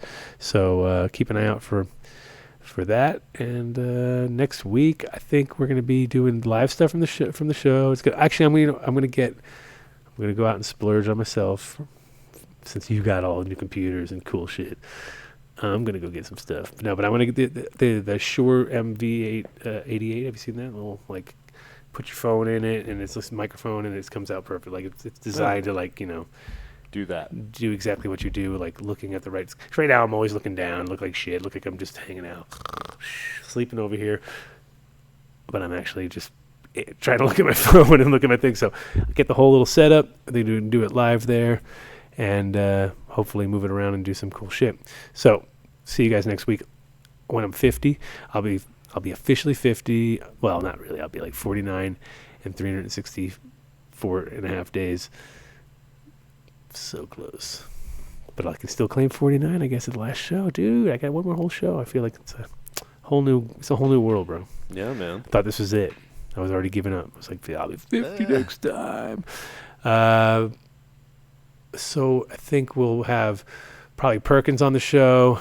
We'll get a few, because he's going to be interesting. We'll have a whole bunch of people. I would assume it's going to be mostly musicians, but we'll have Squatch is going to be here. So Sasquatch is going to be in the house. I think we'll have a full show. I have no idea, but tune in and listen anyway. I want to thank, obviously, my beautiful wife, Cece, and little Nick, and my mom, Ace, who we got that recording early for Mac. Thanks for getting that to me. And just keeping the farm rolling. We're going to have everyone, if you're going to be around, you're going to meet everybody, and it's going to be fun next week. So we're going to be rocking, bro. Excellent. This is what we all live for. My birthday to be that officially old too. There you go. And then next year I'll be like, forget about it, dude. I'm way too tired. See you guys next week. And then I think the following week after that, we're going to have Cheesecake Lady on. We haven't had her on for a long time. Wow, really? So Jessica LaRue, I talked to her. Cool. Yep. So 2 weeks we're going to have her on. So, actually she's leaving Colorado, bro. I heard something like that. Yeah. She is leaving. I can't believe it. Bummer. It's strange. But we're going to find out what's going on with that.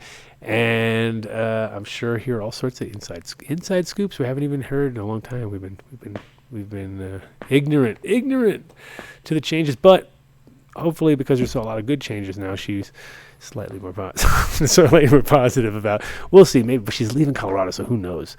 She may know something we don't know. Maybe. Shout out to Frank and Justin, who I met last night, and they are. Very interesting guys, and we had a good time. We went out to Odyssey. I got to do my Odyssey thing, which is our favorite restaurant here. So anybody that comes in from New York and they got a new and they're you're Italian from New York. Oh, let's come with me. So we went to the Odyssey, saw Mikkel, and it's amazing because I just had the right timing because I came in there right before all these other people came in there and realized like, hey, Mikkel loves weed, so we can go there, hang out late, and smoke with some weed and make everybody cool.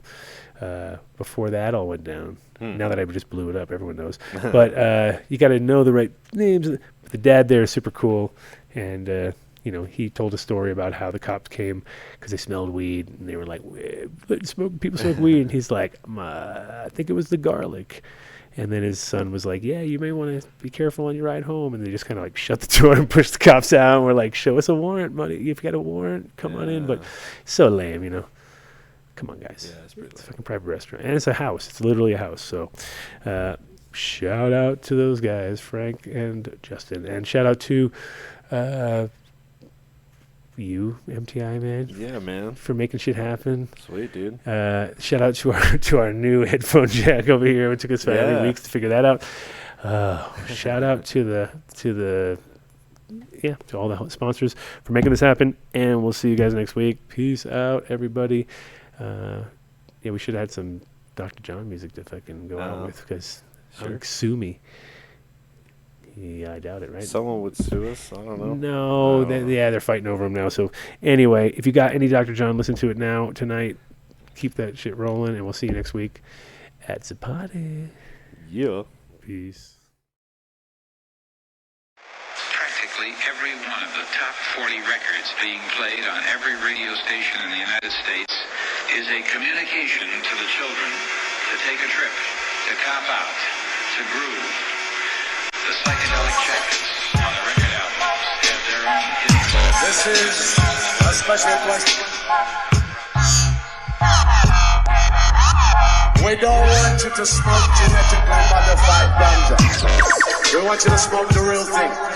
We want you to smoke the natural herb. Some call it marijuana, some call it sensimedia, some call it lamb's bread, and some people call it